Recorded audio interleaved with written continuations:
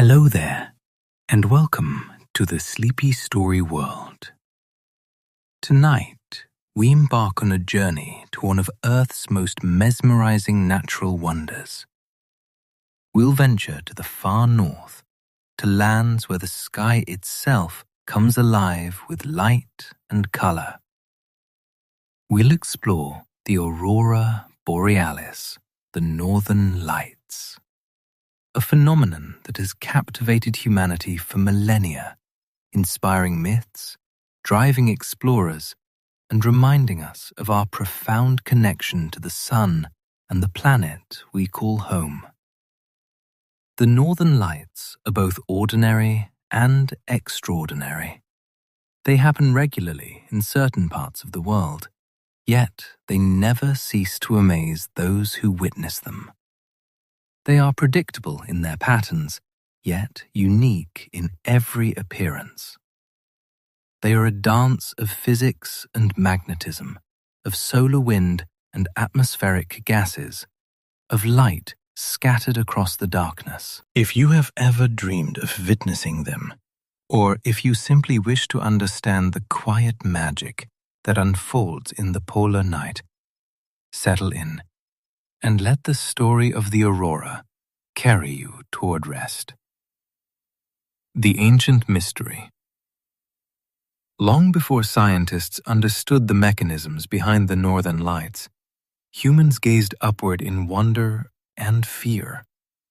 The indigenous peoples of the Arctic, the Inuit, the Sami, the various nations of the northern latitudes, developed their own stories to explain the shimmering curtains of light that sometimes filled their night skies. These were not merely explanations, but sacred narratives woven into their cultures, their survival strategies, and their deepest spiritual beliefs. In the darkness of the Arctic winter, when the sun vanishes for weeks or months, the auroras became companions. The Inuit peoples saw in them the spirits of their ancestors, engaged in a celestial game of ball, kicking the head of a walrus back and forth across the heavens. This wasn't simply a poetic fancy. It was a way of understanding the aurora that integrated it into their worldview, making sense of the strange and beautiful phenomenon. The lights danced as if playing, and in this observation lay a kernel of truth. The aurora is indeed a kind of cosmic dance, though the partners are particles and fields rather than spirits. Other northern cultures developed their own interpretations. The Sami people, reindeer herders of Scandinavia, warned against the aurora and advised people not to whistle or wave at the lights, lest they attract dangerous supernatural attention. Some sources suggest the aurora might warn of death or misfortune. Yet, even within these cautionary tales, there was respect and acknowledgement that something powerful and otherworldly was taking place above them. The Norse peoples, in their great sagas and mythologies, sometimes interpreted the lights as fires or reflections from the armor and weapons of the Valkyries, the female warriors who chose the slain on battlefields. The lights became battle lights, cosmic struggles playing out in the sky. This interpretation reflected their culture's fascination with warfare and the supernatural, while simultaneously capturing something true about the aurora. It is indeed a kind of violence, a collision of energies from the sun meeting Earth's magnetic shield. As we lie here and contemplate these ancient understandings, we might find something profound in them. Before we had spectrographs and satellites, before we could measure solar wind speeds and ion temperatures, humans looked upward and tried to make meaning of what they saw. They created stories that held cultural significance, that connected the sky to their lives, that made the vast and incomprehensible at least somewhat graspable. In a way, we still do the same. Today we simply use different tools and a different language. The birth of scientific understanding.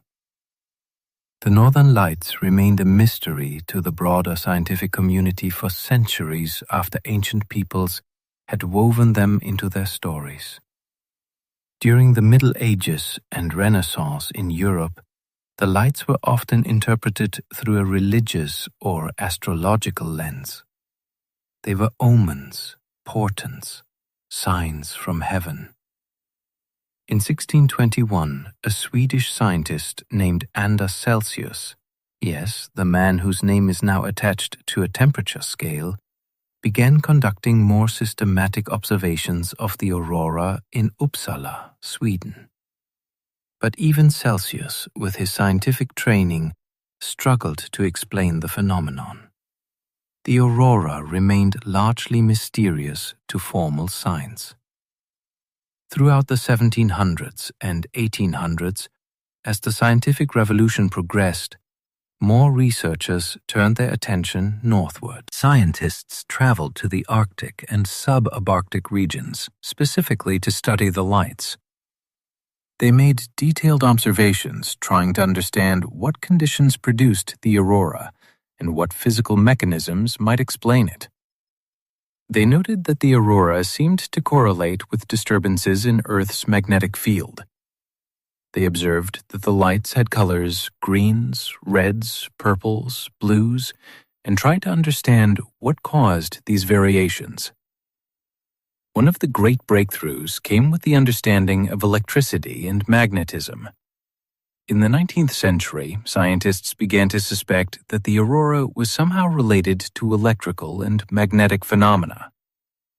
If Earth itself had a magnetic field, and if the Sun emitted some kind of charged particles, then perhaps the interaction between these two things created the aurora. But this was still theoretical.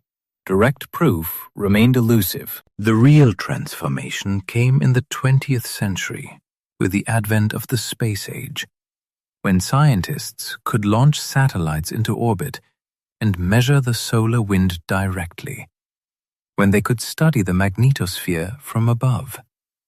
Suddenly the pieces fell into place. The aurora wasn't magic or mysticism or divine intervention. It was physics. Elegant, beautiful, understandable physics. The sun, our star's hidden power. To truly understand the aurora, we must begin with the sun. Our sun is not a simple, stable ball of burning gas as it might appear from Earth.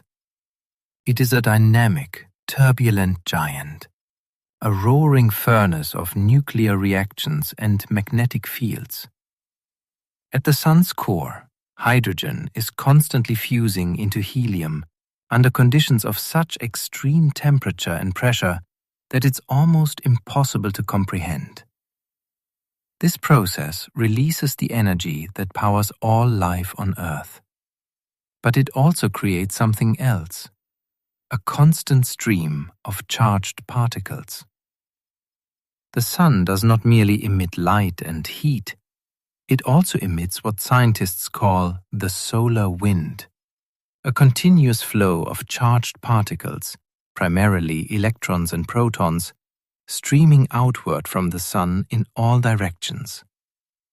This solar wind is always there, always flowing, carrying with it the sun's magnetic field. When we look at the sun on a quiet day, this wind is relatively gentle. But the sun is not always quiet. On the surface of the sun, phenomena occur that seem almost violent on their scale. Sunspots appear and disappear. These are regions of intense magnetic activity. Solar flares, sudden intense eruptions of energy on the sun's surface, occur regularly, sending bursts of radiation across the solar system. Even more dramatic are coronal mass ejections, or CMEs, in which enormous bubbles of magnetized gas are hurled outward from the sun's atmosphere, the corona.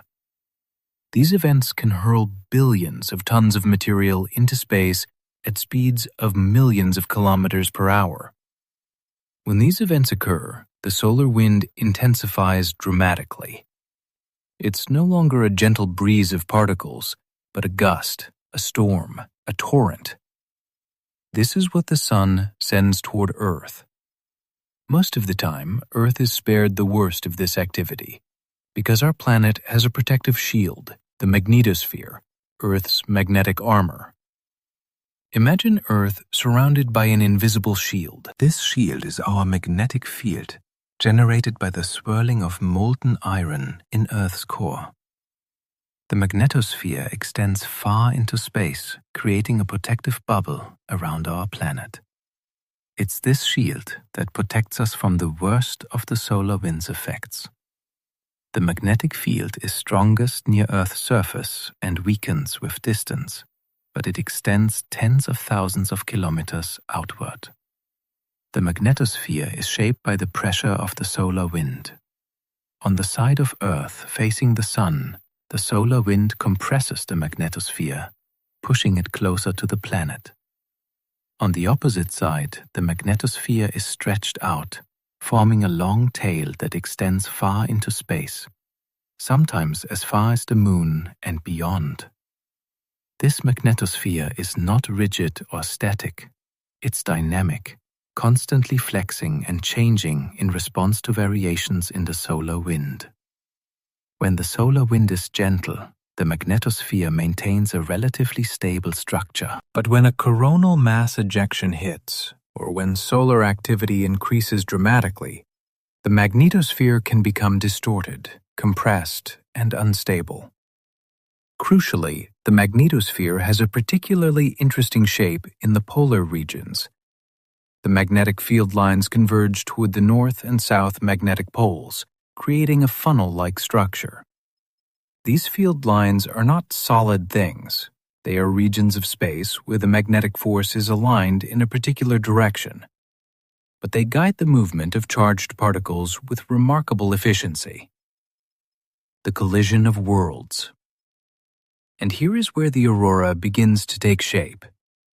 When charged particles from the solar wind encounter Earth's magnetic field, they are not simply stopped or deflected uniformly. The particles follow the magnetic field lines. Those that are guided toward the polar regions are funneled downward toward the upper atmosphere.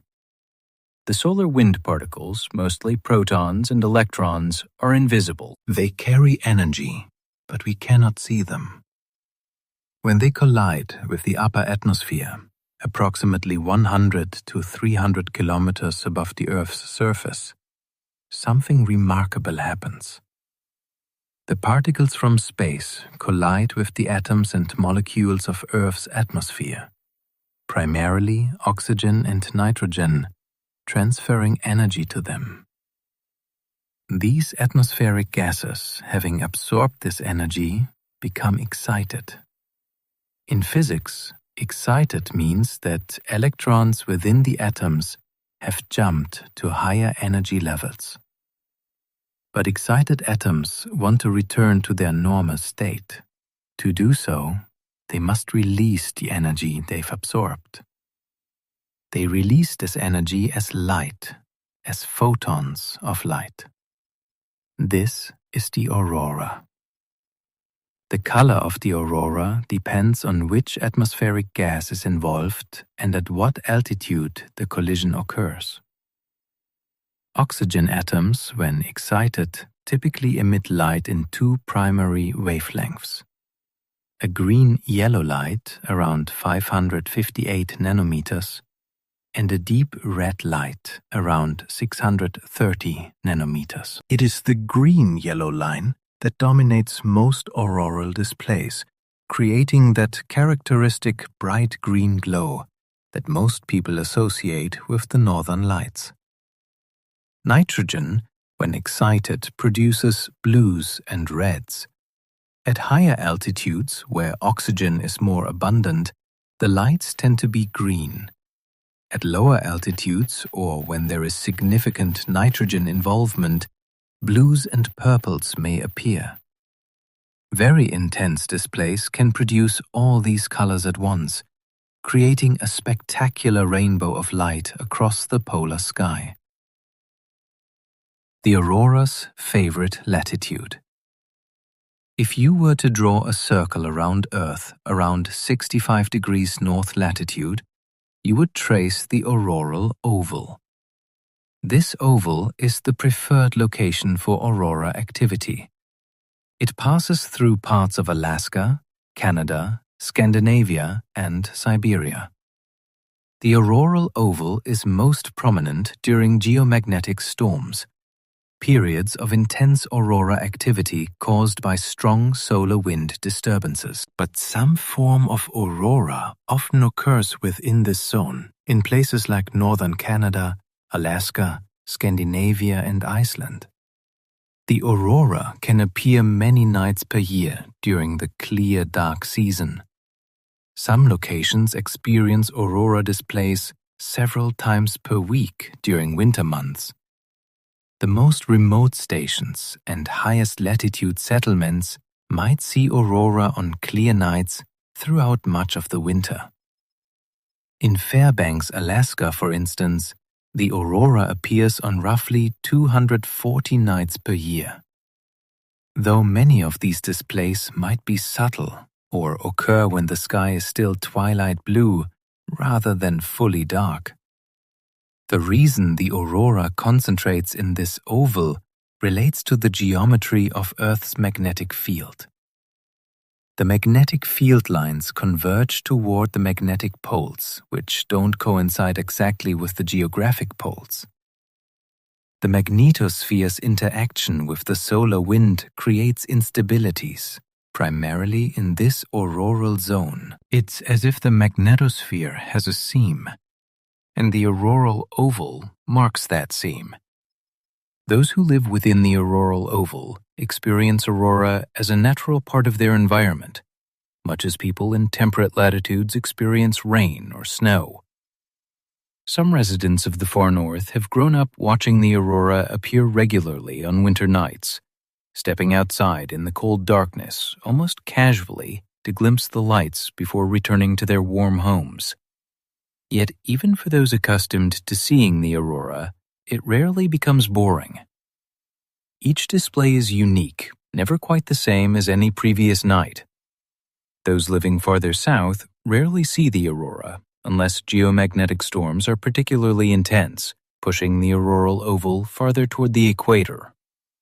During the most extreme geomagnetic storms, which occur roughly once per decade or so, the aurora might be visible from much farther south. In 1989, a massive geomagnetic storm made the aurora visible from Cuba. In other extreme storms, the aurora has been seen from the southern United States, Europe, and even farther equatorward. These rare events remind those of us living in more temperate latitudes that the aurora is always there, always potentially visible, if only the conditions align. The breadth of activity. The aurora is not constant. On a quiet night in the north, there might be a faint glow along the northern horizon, a subtle luminescence that barely rises above the stars. This is a quiet auroral glow, produced by low-level activity in the solar wind and magnetosphere. But then conditions change. Sometimes over the course of an hour or so, the aurora awakens. A faint arc that was barely visible suddenly brightens. The arc begins to ripple and dance. Curtains form sweeping, folding sheets of light that move across the sky. The green becomes more vivid, more intense. The aurora seems almost alive, breathing and pulsing with energy. This is an auroral substorm, a period of intensified activity lasting perhaps 30 minutes to an hour. During a substorm, the amount of energy being deposited into the atmosphere is staggering.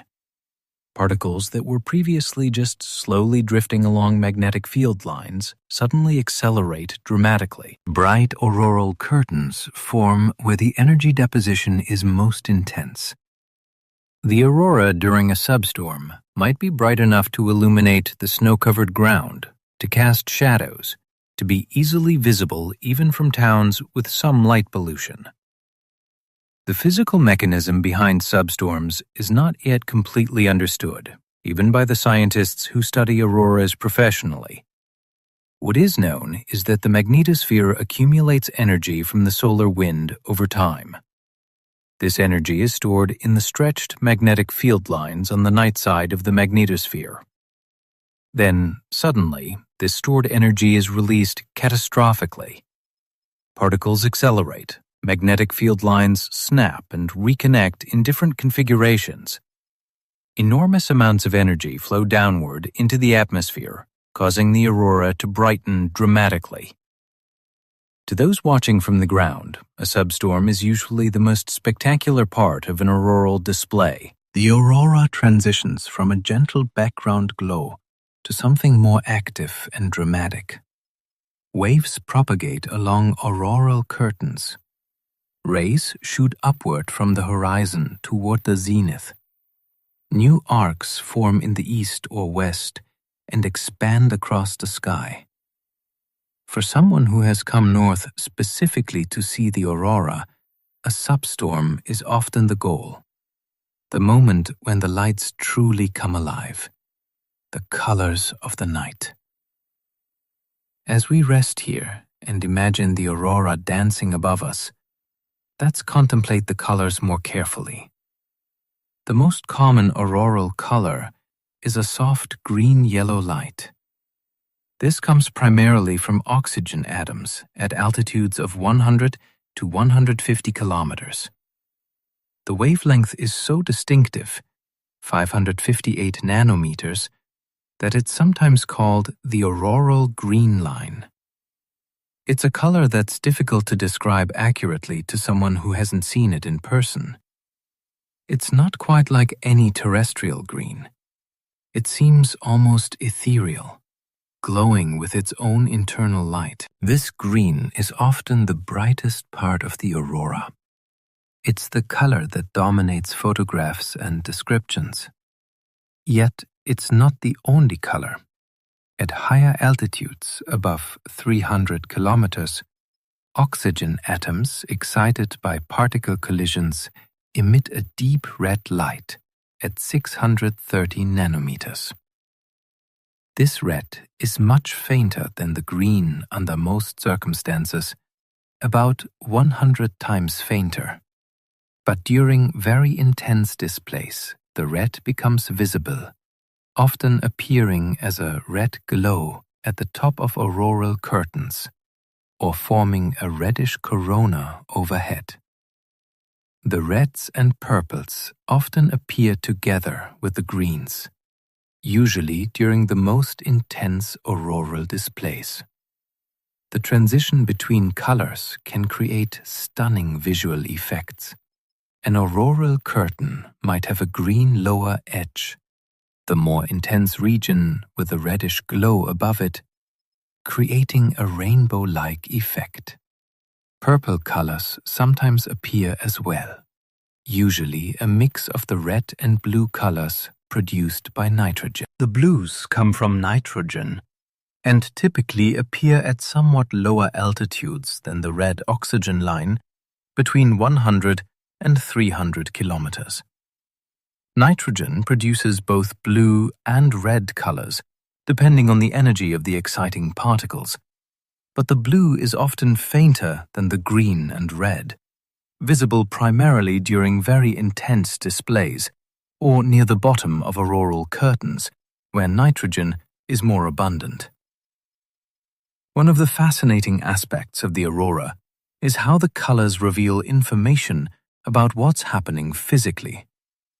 The altitude of a particular auroral feature tells us about the energy of the particles causing it. The relative brightness of different colors tells us about the composition of the atmosphere at different heights. Scientists studying the aurora can actually learn about atmospheric properties by analyzing the colors of the light. The aurora, in effect, is writing a scientific data stream across the sky. The dance of light and magnetism. The aurora is not random. While each auroral display is unique, there are patterns. These patterns reflect the underlying physics of how charged particles interact with magnetic fields. One of the most common auroral patterns is the auroral arc. An arc is a bright band of light that stretches across the sky, usually running roughly east-west. The arc might be sharp and well-defined, or diffuse and fuzzy. It might remain relatively stable for minutes or hours, or it might brighten and fade repeatedly.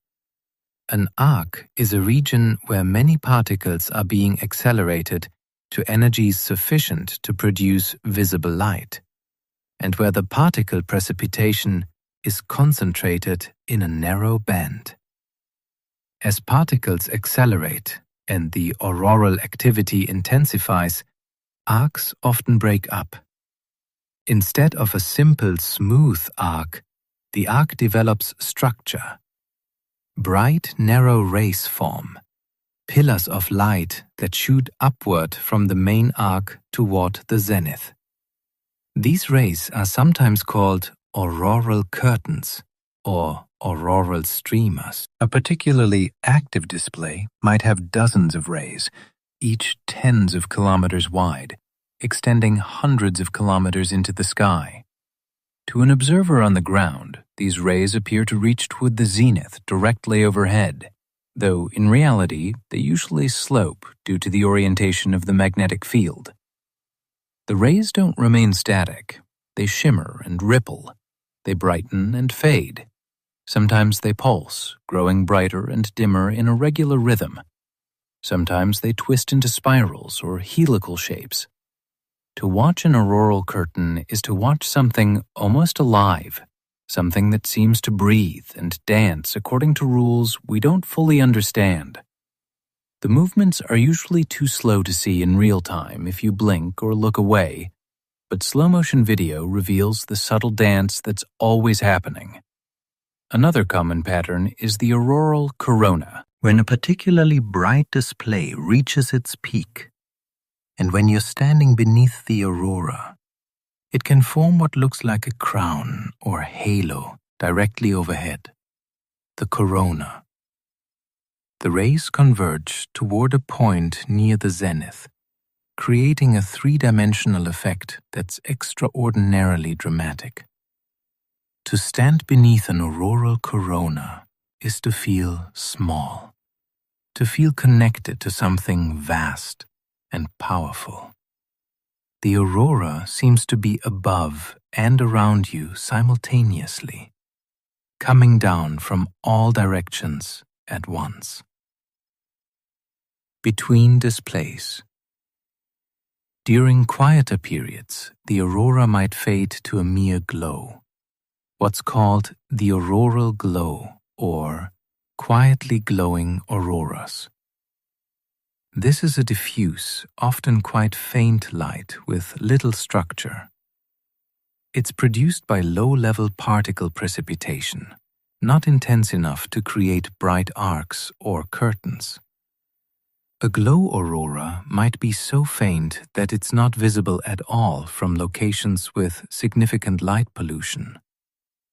But from a truly dark location, it provides a subtle background to the night sky. The seasonal and solar rhythm. The aurora varies on multiple timescales. There are variations within a single night as magnetic conditions change. There are variations between nights as solar activity waxes and wanes. And there are variations on longer timescales tied to both the solar cycle and Earth's orbital position. The aurora is most visible during the dark season. In locations close to the Arctic Circle, this means the long polar night of winter, when the sun never rises. In locations farther south, it simply means the clear, dark nights of fall, winter, and early spring. In summer, when the sky remains twilight blue throughout the night, or the sun doesn't set, the aurora is still happening, but it's simply not visible because the sky is already lit. There's also a solar cycle that affects overall aurora activity. Every approximately 11 years, the Sun goes through a cycle of activity. Near the solar maximum, sunspots are numerous. Solar flares and coronal mass ejections occur frequently, and aurora activity is generally higher. During solar minimum, activity decreases. The Sun is quieter. Sunspots are rare, and aurora displays are generally less frequent and less intense, though they still occur. We are currently in a period of increasing solar activity, heading toward a solar maximum around 2025. There's also an intriguing longer-term variation called the geomagnetic disturbance time, or K-index as scientists call it. Geomagnetic storms follow a daily pattern. They tend to be most intense in the hours after midnight and before dawn. This is related to how the solar wind interacts with the magnetosphere throughout the day. In the evening hours, conditions are often building, but not yet at their peak. Around midnight to 2 a.m. local time, intense substorms are most likely. This is one reason that many aurora hunters in the north, if they wake for work or can't sleep easily, find that a quick lookout sign in the middle of the night often rewards them with aurora activity. Watching from the far north. In places like Tromsø, Norway, Yellowknife, Canada, Fairbanks, Alaska, or Kiruna, Sweden, people live with the aurora. They build their lives around the long darkness. Tourists come from around the world to see the lights. Locals who have grown up with them often say they never quite lose their sense of wonder, even after seeing the aurora hundreds or thousands of times. Tromsø sits at 69 degrees north latitude, deep within the auroral oval. From roughly September through March, the sky is dark enough for the aurora to be visible, and the statistical likelihood of seeing it on any given clear night is high. Tourists book hotels specifically to have windows facing north, where the aurora is most likely to appear. Local guides lead groups out into the Arctic night to hunt for the lights. Many of these tours wait until late in the evening or even into the early morning hours, as this is when auroral activity is statistically most likely. Yellowknife in the Northwest Territories of Canada is another aurora hotspot. At 62 degrees north latitude, it's slightly farther south than Tromsø, but it's still well within the auroral oval. The city has become something of an aurora watching destination. Aurora cabins dot the landscape around the city, small heated structures designed so that tourists can watch the lights from inside while remaining warm. The view through a large window at a comfortable temperature with hot drinks and comfortable seating has become the standard way many people experience the aurora. Fairbanks, at about 65 degrees north, experiences aurora displays with even greater frequency than slightly lower latitude locations. The University of Alaska Fairbanks operates one of the world's premier geophysical institutes, where scientists study the aurora and space weather. From Fairbanks, the aurora is close enough to be a normal part of winter life for residents. A resident might glance outside and see the lights dancing, much as someone in a southern city might notice rain in the afternoon. Yet even in these places, the aurora remains special. A particularly bright display, a display with unusual colors, a display of unusual duration. These are things that people talk about, that locals point out to tourists, that inspire photographers to spend hours in the cold, waiting for the perfect shot. The aurora never becomes mundane, even in places where it appears regularly. The aurora's connection to Earth's history. The aurora we see today is the same aurora that humans have seen for millions of years, as long as Earth has possessed a magnetic field. But the aurora's appearance has changed throughout Earth's history, and understanding this history helps us appreciate what we see today. Earth's magnetic field has not remained constant. In fact, roughly every 200,000 to 300,000 years, on average, Earth's magnetic field reverses. The north and south magnetic poles trade places. During these reversals, which can take between 1,000 and 10,000 years to complete, the field becomes very weak. During such times, the aurora would have been far more dramatic and visible from much farther south than it is today. The auroral oval would have expanded dramatically, and the aurora might have been a common sight at the equator. More recently, about 11,700 years ago, during what's called the Younger Dryas period, there was a prolonged return to Ice Age-like conditions. Some scientists have theorized that a comet or asteroid impact might have triggered this reversal in climate. If such an impact occurred, it might have been visible from Earth's surface as a brilliant display in the sky, perhaps visible in the daytime as well as night. Some have speculated that ancient astronomical events described in mythologies around the world might have been references to particularly bright auroras during periods of extreme solar activity or an especially weak magnetic field. While this remains speculative, it's clear that the aurora has always been a part of the Earth's system. The global auroral dance. While the northern lights capture most of the attention and have been extensively studied, there is a counterpart in the southern hemisphere, the Aurora Australis, or southern lights. It is essentially the same phenomenon occurring at southern latitudes. It's most commonly seen from the Antarctic and the far south of Australia, New Zealand, and southern Chile and Argentina. The auroral oval at the south magnetic pole creates the same beautiful displays as the north, just occurring in different locations. The northern and southern auroras are mirror images in many ways, but they're not perfectly synchronized. They occur simultaneously, driven by the same solar wind disturbances. But subtle differences in the geometry of the magnetosphere and the local conditions in each hemisphere can cause slight variations in how the auroras appear and behave.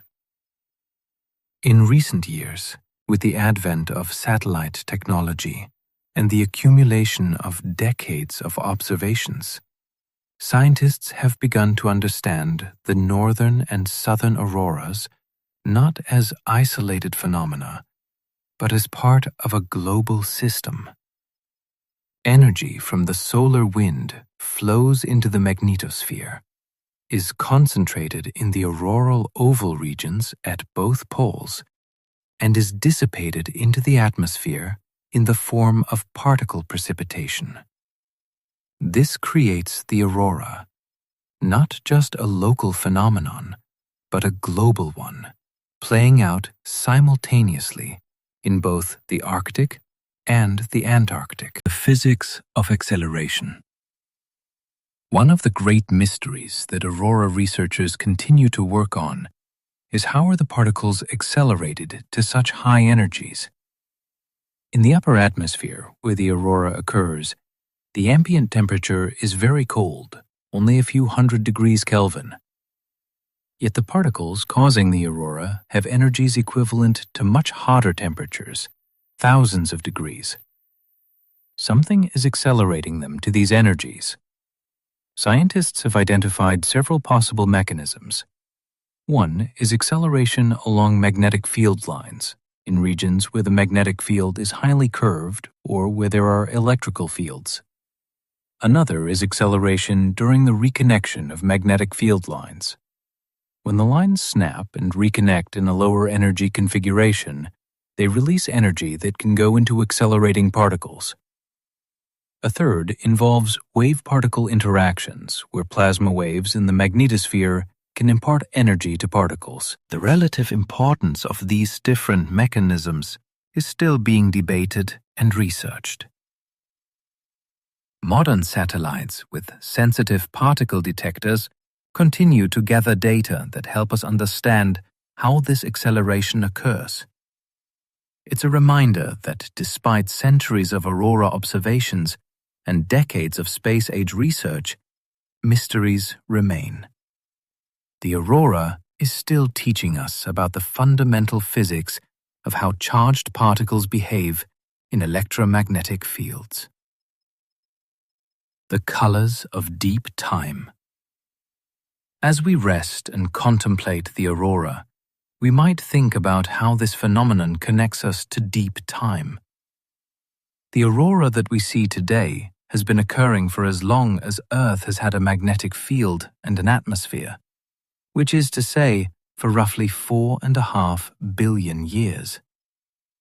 Our human ancestors living in Africa millions of years ago would not have seen the aurora regularly because the auroral oval at that time was farther north. But during periods when the magnetic field was weaker, or during particularly strong solar activity, the aurora might have been visible from lower latitudes.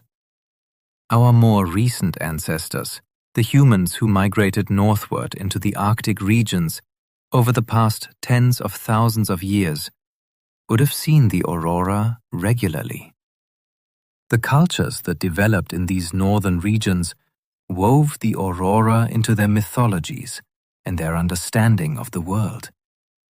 The stories they told about the lights, the spirits dancing, the cosmic battles, the warnings and omens, were their way of making meaning of something that was beautiful, mysterious, and utterly beyond their ability to control or fully understand. When we look at the aurora today, with our modern scientific understanding, we know what's causing it.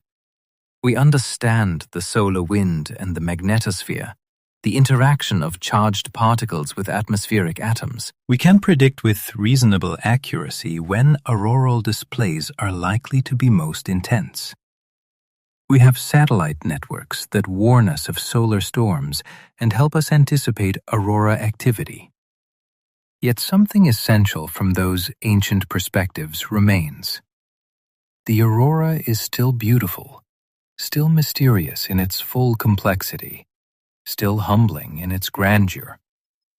The physics explains the mechanism, but it doesn't diminish the wonder. The modern aurora hunt. In the modern era, aurora hunting has become a pursuit for both scientists and tourists. Aurora forecasts are available online, provided by space weather prediction centers. These forecasts use real-time data from satellites to predict geomagnetic activity for the next 3 hours, 1 day, and 3 days out. They use the K-index, a scale from 0 to 9 that measures geomagnetic disturbance, to indicate the likelihood and intensity of aurora activity. A K-index of 3 or higher typically indicates that aurora is likely to be visible in the auroral oval zone. Higher K indices mean more intense activity over a wider area. Professional aurora photographers have learned to check these forecasts obsessively, watching weather patterns for clear skies and positioning themselves for maximum viewing opportunities.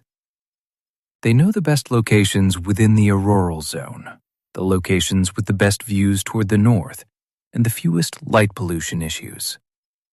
They have learned through countless hours of observation when the aurora is most likely to be active, typically between midnight and 4 a.m., and they structure their nights accordingly. For tourists, aurora tours have become a major source of income in many northern communities. Tour operators offer a variety of experiences, from simple aurora hunts in heated vans to more exotic options, like viewing the aurora from above in an airplane, or from specialized lodges designed specifically for aurora viewing. Some tourists who are deeply committed to seeing the aurora will spend multiple nights in the north, waiting for the right combination of clear skies and active geomagnetic conditions. Many will return repeatedly, unable to shake the memory of witnessing the lights. The scientific instruments. Modern aurora research relies on a vast network of instruments. On the ground, magnetometers measure fluctuations in Earth's magnetic field, providing real-time data on geomagnetic activity. All-sky cameras are often deployed at aurora research stations, taking photographs continuously or at regular intervals to document auroral displays. Some of these cameras use special filters to isolate specific emission lines, providing data on which atmospheric gases are being excited at particular times. Radar instruments like PFISR, Poker Flat Incoherent Scatter Radar in Alaska, can actually measure the properties of the ionosphere with remarkable precision. They can determine electron density, temperature, and velocity at different altitudes. They can track how these properties change during auroral substorms. They provide information about the actual particles, their density, their energy distribution, their directions of motion. In space, satellites are crucial. Satellites like the Themis spacecraft carry instruments that measure the solar wind, Earth's magnetic field, and energetic particles in the magnetosphere. These measurements help scientists understand what's happening in space before the effects are seen at Earth's surface as the aurora. Some satellites are specifically designed to study the aurora from above, looking down at the brightness of auroral emissions and analyzing their spectral properties. When you combine all these instruments, ground-based and space-based, measuring particles and fields and light, a rich picture emerges of what's happening during an auroral display. But even with all this technology and data, there are still aspects of the aurora that surprise scientists. There are features of auroral displays that don't fit comfortably into current theories. There are questions about the detailed mechanisms of particle acceleration that remain incompletely answered. The rhythm of the night. Let yourself imagine now that you're sitting outside in the far north on a winter night. The temperature is well below zero, perhaps -20 or -30 degrees Celsius.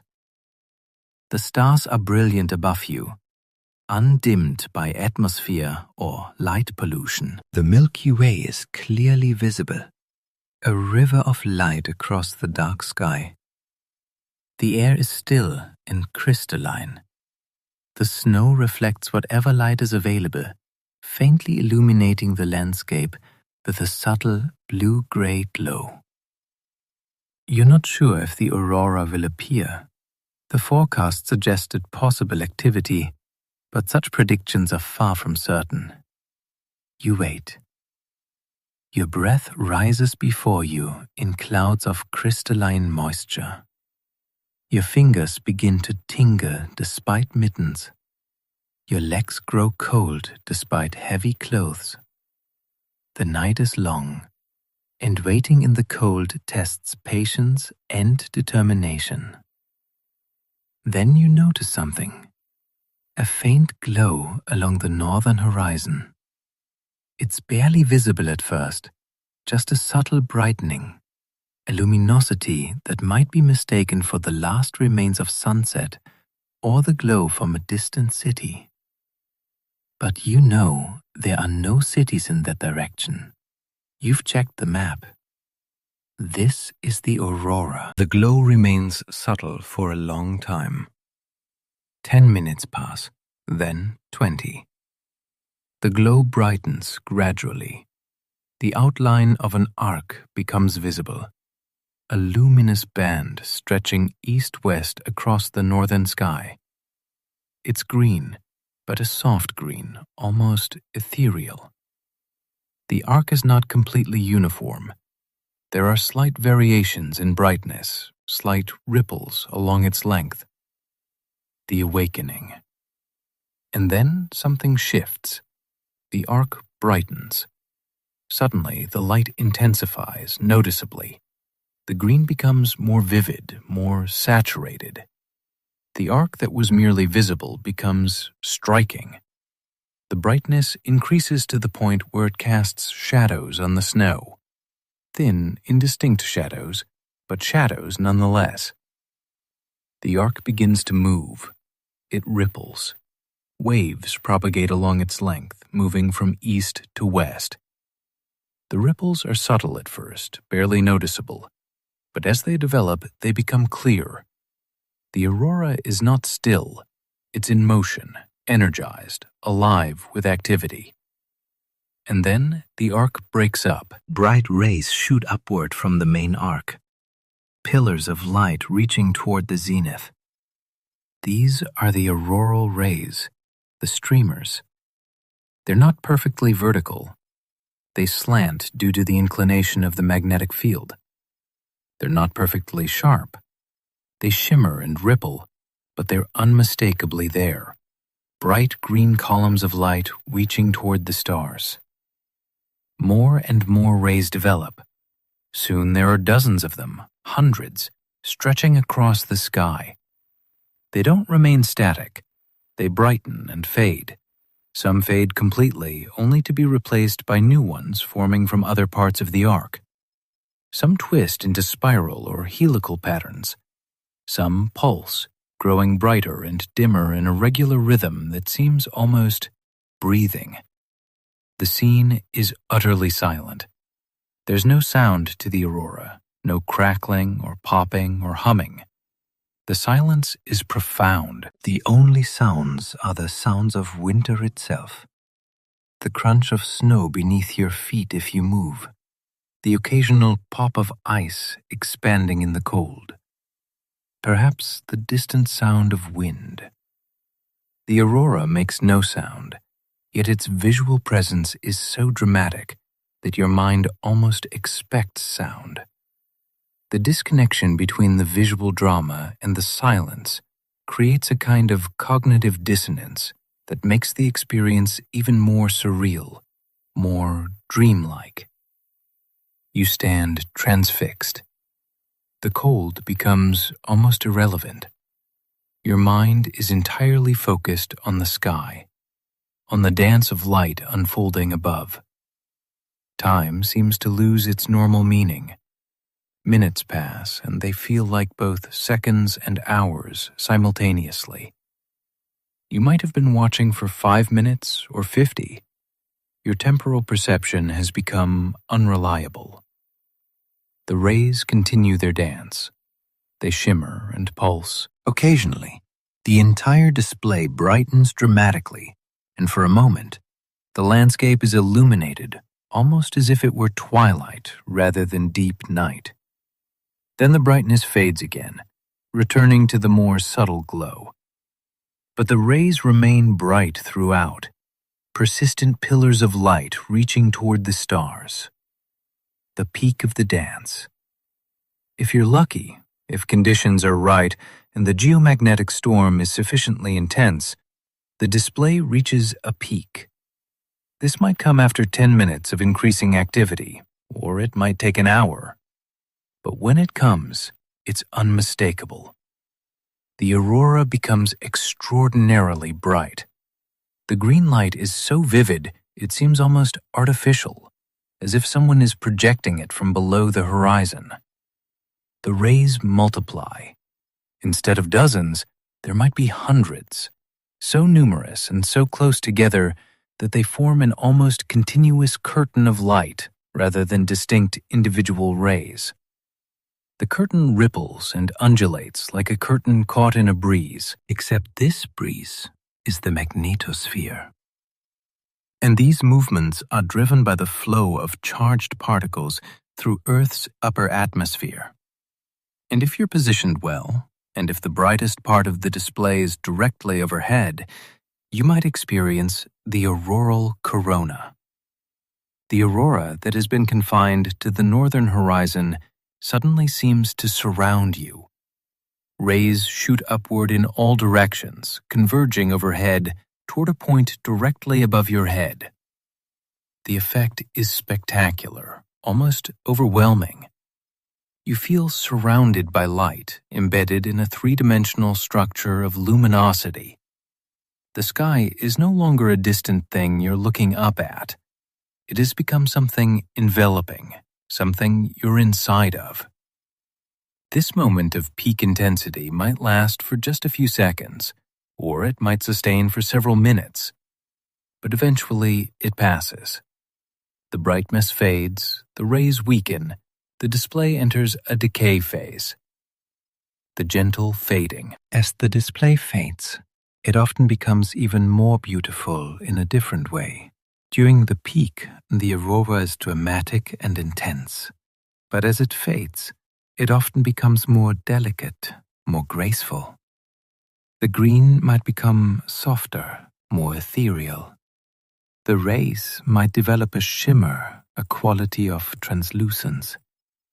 The colors might become more complex, perhaps hints of purple or red appearing at the edges or at higher altitudes. Some displays fade gradually over many minutes, slowly dimming as the geomagnetic activity subsides. Others fade more quickly, collapsing back to a simple arc or even just a glow within minutes. But as the display fades, it rarely simply becomes dark. Instead, it transitions back to a gentler state, a glowing arc, perhaps a few faint rays, a luminosity on the horizon. The aurora might remain at this gentler level for hours, providing a subtle backdrop to the night sky. Or it might fade to nothing, and then, after a quiet period, another display might begin. Auroral activity is often episodic, intense displays alternating with quiet periods. A single night of aurora activity might consist of 3 or 4 distinct substorms, separated by quieter intervals. Each substorm follows a similar pattern, a build-up phase, a peak, and a decay. But the details of each substorm are unique. Each one is a particular creation, distinct from all previous displays and all future displays. The physics behind the beauty. As we rest here, understanding now what we're looking at, we might appreciate the aurora on another level. Every photon of green light you're seeing has been emitted by an oxygen atom in Earth's upper atmosphere. That oxygen atom was struck by an electron or a proton that originated in the solar wind, particles that were emitted from the sun and traveled for hours through space to reach Earth. The pattern of the rays tells us about the large-scale structure of Earth's magnetic field. The fact that the rays slant inward toward the magnetic pole reveals the inclination of the field lines at that latitude. The brightness distribution tells us about the intensity and location of the particle precipitation. The colors tell us about the composition of the atmosphere and the energies of the particles. The subtle variations in brightness reveal wave structures in the plasma. The changes from one moment to the next reflect the constantly evolving magnetic conditions in the magnetosphere. The aurora is, in effect, a real-time visualization of the interaction between the sun and Earth.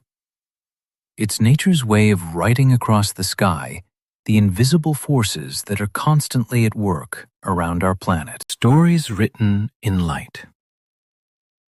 Indigenous peoples of the Arctic, watching displays like the ones you're imagining now, created stories about them. The Inuit tale of spirits playing ball with a walrus head captures something real about the aurora. The sense of game, of play, of movement without apparent purpose. The warning of the Sami people to not whistle at the lights contains a kernel of something true. The aurora is powerful, even if not dangerous in the literal supernatural sense they imagined. Other cultures created stories that positioned the aurora within their cosmologies, their understanding of how the world worked and what our place in it was.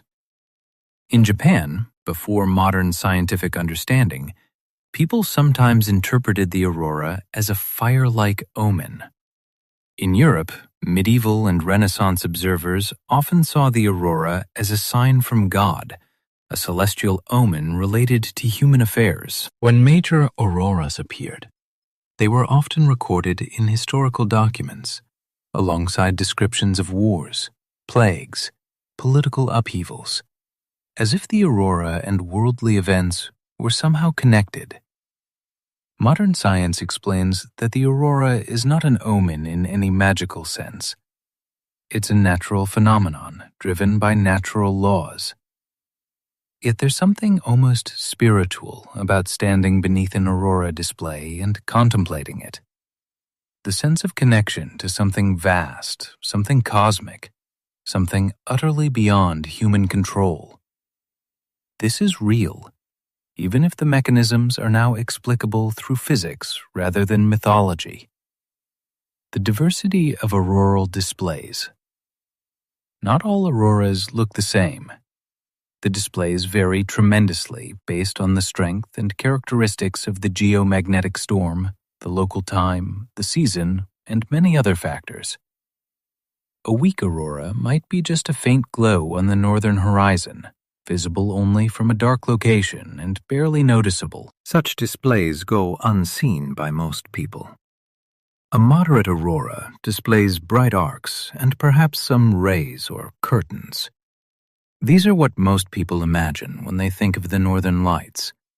Bright, visible from a considerable distance, obvious and beautiful, but not overwhelmingly intense. A strong aurora becomes a significant event. The display might be visible from cities with significant light pollution. It might be bright enough to illuminate snow-covered ground enough to cast clear shadows. It might change colors, displaying greens, reds, and purples. To a person experiencing this, it feels like a major event, something worth remembering and telling others about. A very strong aurora, the kind that occurs during the most intense geomagnetic storms, becomes almost overwhelming in its intensity. The aurora might illuminate the landscape nearly as brightly as moonlight, or even brighter. The display might extend far beyond the normal auroral zone, pushing down toward lower latitudes, where aurora is normally rare or absent. Such displays are remembered and celebrated. The rarest, most extreme auroras are those that occur during the most intense geomagnetic storms. During the Carrington event of 1859, one of the strongest geomagnetic storms on record, the aurora was visible from the Caribbean. During the May 2024 geomagnetic storm, strong aurora was visible from the southern United States and even from countries near the equator. These events remind us that while the aurora usually occurs in a predictable zone, it can expand dramatically under exceptional circumstances. The colors of extreme displays.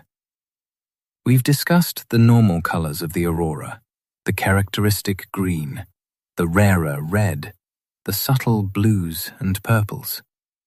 But in the most intense displays, the full spectrum of auroral colors can appear. The green and red oxygen lines can appear simultaneously with their different altitudes, creating a layered rainbow-like effect. The blues and purples from nitrogen can be quite prominent. At the absolute peak of an intense display, the sky can resemble a multicolored ocean of light, with greens, reds, purples, and even hints of other colors all visible at once. In these extreme cases, the aurora can appear almost surreal. People witnessing such displays often struggle to describe them because they exceed people's expectations of what the aurora should look like. Some describe them as alien, as if the sky had transformed into something otherworldly. Others describe them as the most beautiful thing they've ever seen. For many aurora watchers, witnessing a really intense display with full spectrum colors is a bucket list item, a peak experience they hope to achieve. The auroral substorm cycle. Scientists studying the magnetosphere have identified a fairly regular pattern to how auroral substorms develop. This is called the auroral substorm cycle. Understanding this cycle helps predict when the aurora is most likely to be active. The substorm cycle begins with a growth phase. During this phase, the solar wind transfers energy to the magnetosphere. The magnetosphere becomes increasingly distorted, stretched out on the night side. Particles begin to accumulate in the inner magnetosphere. There may be a faint auroral arc visible on the ground, but it's not yet bright. The energy is being stored, but not yet released. This growth phase can last from a few minutes to over an hour.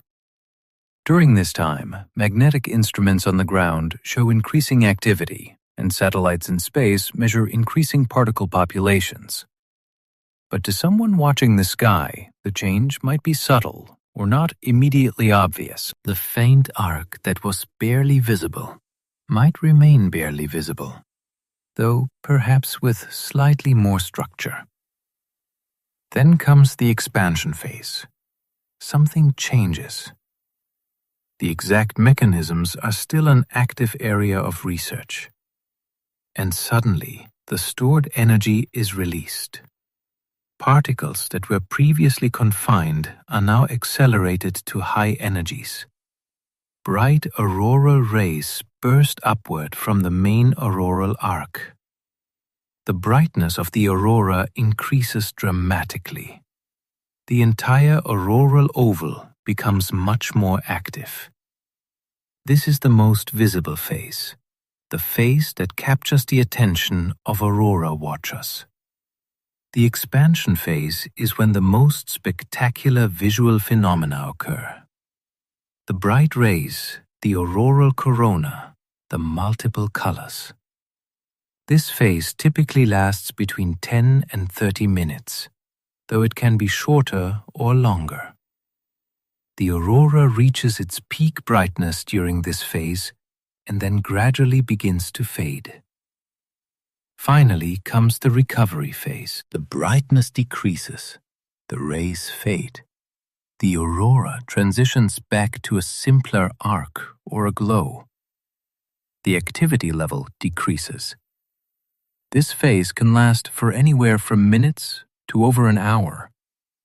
During recovery, the magnetosphere is gradually returning to a more stable configuration, and the particle populations are decreasing. After recovery, the cycle might end if the solar wind activity has decreased sufficiently. But if strong solar wind conditions persist, the cycle might repeat. A new growth phase begins. Energy accumulates again, and another expansion phase occurs. A single night of strong aurora activity might consist of 3, 4, or even more complete substorm cycles. The sound that isn't there. One of the enduring mysteries surrounding the aurora is whether it makes sound. For centuries, people living in the Arctic reported hearing sounds associated with the aurora. Crackling, popping, rustling sounds that seem to come from the lights themselves. Some described sounds like burning wood. Others described sounds like snow crunching underfoot, or whispers, or distant singing. Modern science, for most of the 20th century, dismissed these reports. The aurora occurs at altitudes of 100 to 300 kilometers, far too high for sound to propagate down to the ground. The sound waves would simply dissipate in the thin upper atmosphere. Therefore, any sounds reported in association with the aurora must be either imagination or misattribution, sounds from the ground being mentally associated with the visual phenomenon. Yet the reports persisted. In recent decades, some scientists have begun to take these reports more seriously. Perhaps, they suggest, there could be mechanisms for very low-frequency sound to propagate down from the magnetosphere to the ground under certain conditions. Perhaps infrasound, sound frequencies too low for human hearing, might be produced and could somehow affect human perception in ways not yet understood. The question remains unresolved. Most scientists remain skeptical that the aurora produces audible sound at ground level. Yet, the consistent reports from Arctic peoples, particularly from the Sami, cannot be entirely dismissed. It's possible that under certain circumstances, perhaps during particularly intense displays or at certain locations, some mechanism does produce sound. Or it's possible that humans have a psychological association between visual phenomena and sound, such that looking at the aurora naturally leads to hearing sounds that aren't actually produced by the aurora. This mystery reminds us that even phenomena we think we fully understand can still hold surprises. Even after decades of satellite observations and sophisticated instruments, the aurora can still reveal things we didn't expect. The seasons of aurora. The aurora's visibility and intensity vary with the seasons, though the reasons are subtle. In most locations, the aurora is most visible during the dark season, winter at high northern latitudes, or the autumn and spring equinoxes at somewhat lower latitudes. This makes intuitive sense. To see the aurora, you need darkness, and the more darkness, the better. During the polar night of deep winter in locations above the Arctic Circle, there's darkness 24 hours a day, so the aurora is potentially visible at any time of night. But there's another seasonal variation that's more subtle. Aurora activity, as measured by geomagnetic indices, tends to be stronger during the equinoxes, around March 21st and September 21st, than at the solstices, around June 21st and December 21st. This is called the equinox effect. The reason appears to be related to the tilt of Earth's axis, and how this tilt affects the orientation of Earth's magnetic field relative to the solar wind. Additionally, there's a 27-day cycle in aurora activity. This corresponds to the solar rotation period. As the sun rotates, active regions, areas of intense magnetic activity, rotate into and out of view from Earth. When a particularly active region is facing Earth, we tend to experience more solar wind disturbances and stronger geomagnetic storms, leading to more intense aurora. As the sun rotates and that active region rotates away, activity tends to decrease. There's also the 11-year solar cycle. During solar minimum, when sunspots are rare and solar activity is low, aurora occurs but tends to be weaker and less frequent. During solar maximum, when the sun is more active, aurora displays are generally stronger and more common. We are currently approaching a solar maximum, which means aurora watchers can expect a few years of increased aurora activity compared to the past several years. These various cycles, daily, 27-day, seasonal, and 11-year, overlap and interact in complex ways. The aurora's activity on any given night is influenced by all of these factors simultaneously. This is one reason why aurora predictions, while reasonably accurate for the next few hours, become increasingly uncertain further in advance. The technology of aurora hunting. Modern aurora hunters use technology to increase their chances of success. Aurora forecasts and alerts are available from space weather prediction centers. These use real-time satellite data to make short-term forecasts. A hunter checking an aurora forecast website can see the predicted K-index for the next few hours and can make decisions about whether it's worth going out into the cold. Weather forecasts are equally important. An aurora might be occurring, but if the sky is cloudy, you won't see it. Many aurora hunters obsessively check cloud forecasts, looking for the locations where they are most likely to have clear skies on a night when aurora is predicted.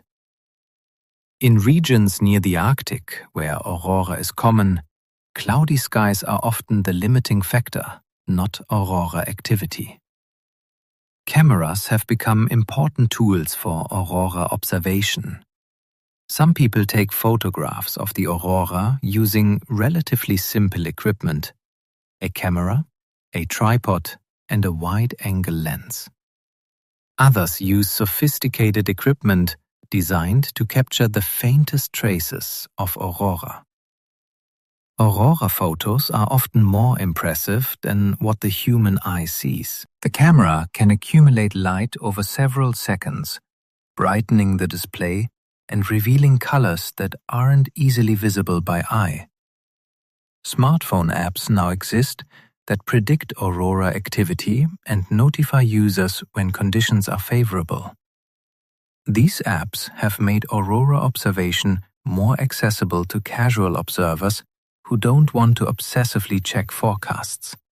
Instead, they simply receive a notification when aurora is predicted, and they can decide whether to step outside. All of this technology represents humanity's attempt to increase our connection with this natural phenomenon. The aurora itself is unchanged. It occurs regardless of whether we have forecasts or cameras or apps. But these technologies allow us to encounter the aurora more frequently, to appreciate it more fully, to capture it in forms we can preserve and share with others. The sound of silence under the lights. Let's return now to the scenario of you standing in the Arctic night watching an aurora display. The aurora has reached its peak, brightened and faded, and now the display is in a quieter phase. The bright rays have largely faded. An arc remains with perhaps a few subtle rays. The display is still beautiful, but has transitioned to a gentler mode. The profound silence persists. You're aware of how quiet it is. In a landscape covered with snow, far from human civilization, the silence can be almost overwhelming. There's no wind. The air is completely still. There are no animal sounds. Most animals are either hibernating or sleeping. There are no human sounds, no cars, no music, no voices, no machinery. The silence and the visual beauty of the aurora combine to create a particular state of mind. Many people who've experienced this report feeling a profound sense of peace, of calm, of connection to something larger than themselves. This might be a purely psychological reaction to beauty and silence, or, as some suggest, there might be something more. Perhaps the low-frequency electromagnetic fluctuations associated with the aurora, or the infrasound that some claim the aurora produces, might affect human consciousness in ways we don't fully understand. What is clear is that watching the aurora in silence, in the cold Arctic night, is profoundly different from watching the aurora from a city window or watching aurora footage on a video screen. The full immersion, the involvement of all the senses, the cold air, the sound of your own breathing, the crunch of snow beneath your feet, the sight of the lights, the absence of other human presence, creates an experience that photographs and videos cannot fully capture. The dance continues. The aurora display continues. Perhaps there's another substorm. The arc suddenly brightens. New rays form. The display becomes vivid and active again. Perhaps the quiet phase extends for a long time, and you're left watching a gentle glow on the horizon while the stars shine steadily overhead. Time continues to pass. You might check your watch and be surprised to discover that hours have passed since you stepped outside. Or you might have no sense of how much time has elapsed. The aurora has a way of distorting time perception, of creating a state somewhat like flow or meditation. The science of the watching experience. As you watch the aurora, your brain is processing an extraordinary amount of information. Your visual system is tracking the movements of the rays, noting the changes in brightness, perceiving the colors and their subtle shifts. Your brain is integrating all of this information into a coherent narrative. There is a display. It is changing. It is beautiful. But more than that, you're in a state of attention that neuroscientists would call flow or absorption. Your normal self-critical thoughts, worries about work, concerns about the future, self-judgments are largely quiet. Your mind is focused on the present moment, on what's happening right now in the sky above you. This state of mind is known to be beneficial for mental health, reducing stress and anxiety. People who meditate regularly or who engage in activities that produce flow states often report greater overall well-being. The aurora, it seems, is not just a beautiful visual phenomenon. It's an experience that can have psychological benefits. In standing beneath it and watching it, you're engaging in something almost meditative. You're allowing the cold Arctic night and the dancing lights to quiet your mind and bring you into the present moment. The memory that remains. Eventually, you will have to go back inside. The cold will become too much, or you'll grow tired, or the display will fade and you'll decide there's no point in waiting in the cold any longer. You'll make your way back to your shelter, back to warmth and light and human civilization. But something of the aurora will remain with you. The experience will linger in your memory, perhaps for days, perhaps for a lifetime. If it was a particularly intense display, you might find yourself frequently recalling it in vivid detail. You might find yourself thinking about how small you felt beneath the lights, how vast the universe is, how connected you are to cosmic processes that occur far above your head and far from any human control. Many people who have witnessed the aurora report that it changed something in them.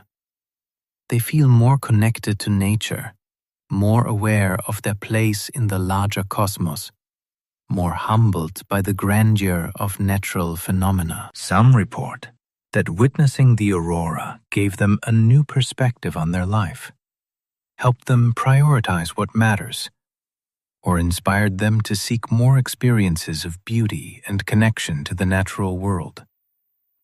The aurora, in other words, is not just something to watch. It's something that touches us, that affects us, that becomes part of our internal landscape of memory and meaning. The next night. If you're still in the north, the next night you might again venture out to see if the aurora appears. Perhaps the geomagnetic forecast predicts more activity. Perhaps it predicts quiet conditions. If it predicts activity, you'll go out in hopes of seeing another display. If it predicts quiet, you might still go out. After all, forecasts are not perfectly accurate, and unexpected aurora does sometimes occur.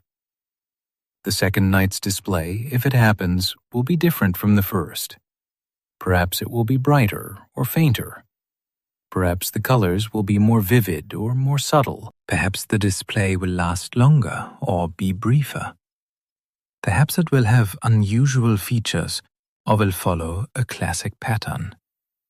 But standing beneath it, even if the display is similar to what you saw the night before, it will feel fresh, new, unique. This is one of the remarkable aspects of natural phenomena. They can repeat and yet always be different. The ocean waves repeat endlessly, yet no two waves are identical. The sunrise and sunset occur every day, yet each one is particular and unique.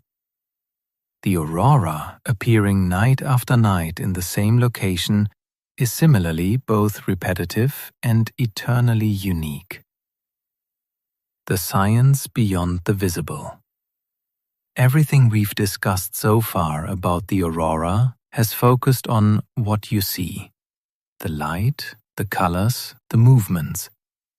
But there's an entire science that deals with what you don't see, with the processes happening in the magnetosphere above the aurora. The magnetosphere is a region of space extending thousands of kilometers around Earth, filled with thin plasma, gas that has been ionized so that it consists of free electrons and ions rather than neutral atoms. This plasma is threaded by Earth's magnetic field. The solar wind interacts with this magnetosphere in a complex dance. During quiet times, the interaction is relatively gentle. The solar wind flows around Earth's magnetosphere like water flowing around a stone in a stream. But when solar wind disturbances arrive, especially from coronal mass ejections carrying strong magnetic fields, the interaction becomes more violent. In particular, a phenomenon called magnetic reconnection can occur. Magnetic field lines can snap and reconnect in lower energy configurations, releasing the energy that had been stored in the strained field. This releases energy that accelerates particles to high velocities.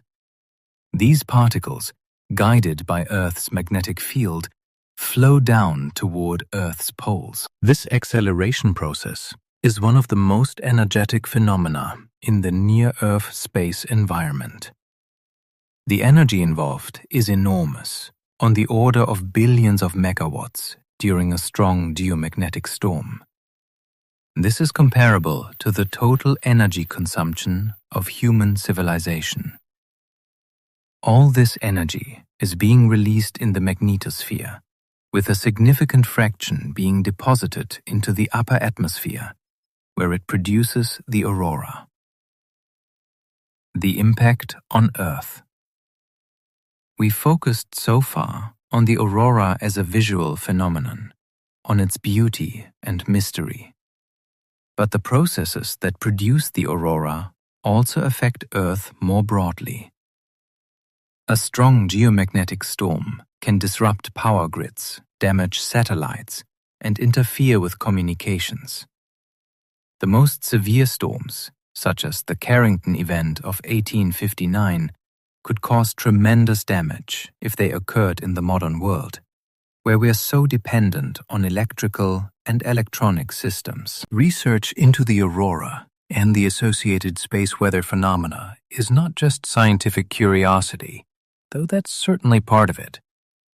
It's also important for practical reasons. Understanding and predicting geomagnetic storms is important for protecting our technological infrastructure.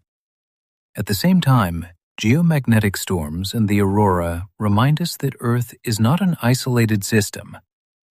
We live on a planet that is constantly interacting with the Sun, that is influenced by solar activity, that is connected to cosmic processes on scales far larger than any human system. The aurora is a visible manifestation of this connection, a regular reminder that we're part of something vast. The international aurora. We've focused primarily on the Aurora Borealis, the northern lights. But it's worth remembering that there is also the Aurora Australis, the southern lights. This is essentially the same phenomenon occurring in the southern hemisphere. The Aurora Australis occurs in the same locations at southern latitudes that the Aurora Borealis occurs at northern latitudes. The southern lights are most commonly observed from Antarctica, southern Australia, New Zealand, southern Chile, and southern Argentina. The auroras at both poles are driven by the same solar wind disturbances and occur simultaneously. When a geomagnetic storm causes the Aurora Borealis to dance across the Arctic night, the Aurora Australis is simultaneously dancing across the Antarctic night. Because the southern aurora has fewer observers, the Antarctic and the far south are less populated than the Arctic and subarctic regions. It's less well known and less frequently documented. But for those who have traveled to see it, the southern lights are equally beautiful. An aurora seen from the top of the world is no more or less wondrous than an aurora seen from the bottom. The future of aurora science.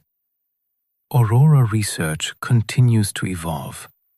New satellites are being launched with improved instruments for studying the magnetosphere and the particles involved in auroral processes. Ground-based instruments continue to accumulate data. Researchers continue to develop new theories to explain features of auroral displays that don't yet fit comfortably into existing models. One frontier is understanding the small-scale structures within the aurora. Most observations focus on large-scale features, the arcs, the rays, the bands. But there are smaller-scale structures as well. What are the physical mechanisms that produce these fine-scale features? How do they relate to the large-scale processes? These questions are beginning to be addressed. Another frontier is understanding the detailed particle acceleration mechanisms. We know that particles are accelerated to high energies, but the exact mechanisms, the specific processes that do the accelerating, are still an active area of research. Different mechanisms may be dominant under different conditions. Understanding these mechanisms would deepen our overall understanding of the magnetosphere and plasma physics. A third frontier involves understanding the coupling between the magnetosphere and the atmosphere. Energy is being deposited in the upper atmosphere during the aurora. But how does this energy affect the atmosphere? Does it influence atmospheric circulation? Does it affect weather? These questions are beginning to be explored. The stories we tell. Throughout history, humans have created stories about the aurora. We've discussed some of the indigenous stories. The Inuit tale of the spirits playing with a walrus head. The Sami warnings about whistling at the lights. Western scientific culture has its own stories about the aurora. The modern scientific narrative about the aurora, the solar wind, the magnetosphere, the charged particles colliding with atmospheric atoms, is a story too. It's a story we tell to explain something that was previously mysterious.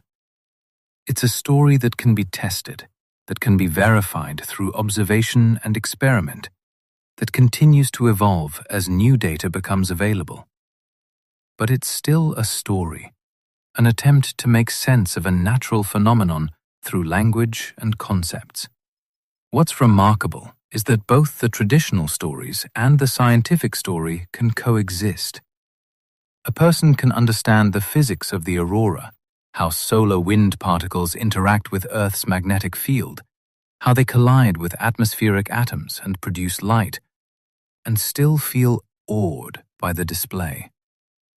Understanding the mechanism doesn't diminish the wonder. If anything, understanding the scale of the processes involved, understanding that you're witnessing the interaction of the Sun and Earth on a planetary scale, understanding that what you're seeing is a real event in which enormous energies are being released, can deepen the sense of awe. The night deepens. As we rest here, as we contemplate the aurora, we might imagine that the night deepens. The display, if one occurred, has faded. The stars shine steadily overhead. The Milky Way arcs across the sky, a river of distant suns. The cold air becomes colder as the night progresses toward its deepest hours, the time just before dawn, when the temperature is usually at its minimum. But even in this quiet period, in the deepest night, the processes continue. Somewhere, solar wind particles are flowing outward from the sun. Somewhere, they're interacting with Earth's magnetosphere. Somewhere in the upper atmosphere, excitation and de-excitation of atomic states continues producing photons of light. The aurora might not be immediately visible. The sky might be clear and quiet, but the processes are happening. In the far north, this might be the time when another auroral substorm begins. The arc that had faded might brighten again. Rays might shoot upward. The aurora might come alive again as the night reaches what is often its most active time, the hours after midnight. Or the night might remain quiet, with only the stars and the Milky Way visible, with the aurora absent. This too is a possibility. Not every night brings an aurora, even in the auroral zone. Sometimes the solar wind is weak. Sometimes the magnetosphere is stable. Sometimes the conditions simply don't align to produce visible auroral activity. The waiting. For aurora hunters, there's a particular quality to the waiting. In some sense, waiting for the aurora is similar to waiting for other rare or unpredictable natural phenomena. Waiting for lightning during a thunderstorm. Waiting for the perfect moment of a solar eclipse. Waiting for the sun to set and create dramatic colors. But waiting for the aurora has its own special quality. It's not event-focused in the same way that these other phenomena are. A thunderstorm will eventually happen and will eventually end. A solar eclipse is a specific time. A sunset follows a predictable schedule. But the aurora can appear and disappear somewhat unpredictably. It can be a long wait, or it can be immediate. It can be a fleeting display, or it can last for hours. This unpredictability, combined with the beauty of what you're waiting for, creates a particular psychological state. There's anticipation, obviously, hope that the lights will appear. There's patience, the willingness to wait in cold conditions for hours. There's also a kind of meditative acceptance, recognizing that you're not in control, that the aurora will do what it does regardless of your desires, and allowing yourself to rest in that lack of control. For many people, this meditative aspect of aurora watching is as important as seeing the lights themselves. The act of standing in the Arctic night, waiting, watching, being present. This is valuable in itself, independent of whether the aurora appears. The gift of stillness. In our modern world, we are rarely still. We're usually engaged in activity, working, communicating, consuming information, exercising. Even when we're resting, we might be watching screens, listening to music or podcasts. engaging with our devices in some way. Standing in the Arctic night, waiting for the aurora, you're in a state of stillness. Your body might be cold, but your mind can be calm. You're not engaged in activity, you're not consuming information. You're simply present, watching, waiting. This state of stillness, of presence, of not doing, has become increasingly rare in modern life. Yet it may be something we need. Research in neuroscience and psychology increasingly suggests that regular periods of stillness, of meditation, of simply being present without doing or achieving anything are beneficial for mental and physical health. The aurora doesn't require you to do anything to appreciate it. You simply have to be there, awake and aware, watching. In a way, this makes the aurora the perfect target for modern meditation practice. The visual beauty provides something for your awareness to rest on, preventing the mind from spinning in its usual loops of worry and self-criticism. The cold and the silence create a sensory environment quite distinct from the warm, noise-filled environments where most of us spend most of our time. The result is an experience of peace and presence that can be deeply restorative. The cycles of existence. The aurora, like so much in nature, reminds us of cycles. On a daily cycle, the aurora is often most active after midnight. On a 27-day cycle, aurora activity waxes and wanes as the sun rotates. On a seasonal cycle, the aurora is most visible during the dark season. On an 11-year cycle, solar activity and aurora activity increase and decrease. On even longer timescales, the magnetosphere has cycled through periods of strength and weakness over millions of years. These cycles nest within each other like Russian dolls, each scale of cycle influencing others. The daily cycle is modulated by the 27-day cycle, which is modulated by the 11-year cycle, which occurs within an even longer context of geological and climatic cycles. As you stand in the Arctic night, watching the aurora, you're standing at the intersection of all these cycles. The particular appearance of the aurora on this particular night is the result of all these cycles aligning in a particular way.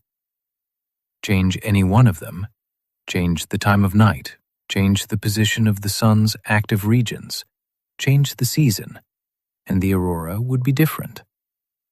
This awareness of cycles within cycles can itself be meditative. It reminds us that we are part of larger patterns, larger rhythms. Our individual lives, our concerns, our worries, our achievements are played out against the backdrop of these vast cycles. This doesn't diminish our individual experiences. Rather, it contextualizes them. It reminds us that we are part of something much larger than ourselves. The colors of emotion. Different people respond to different colors of the aurora. Some say the green aurora fills them with peace and calm. Others find themselves moved more deeply by the red, which appears more rarely and has an otherworldly quality.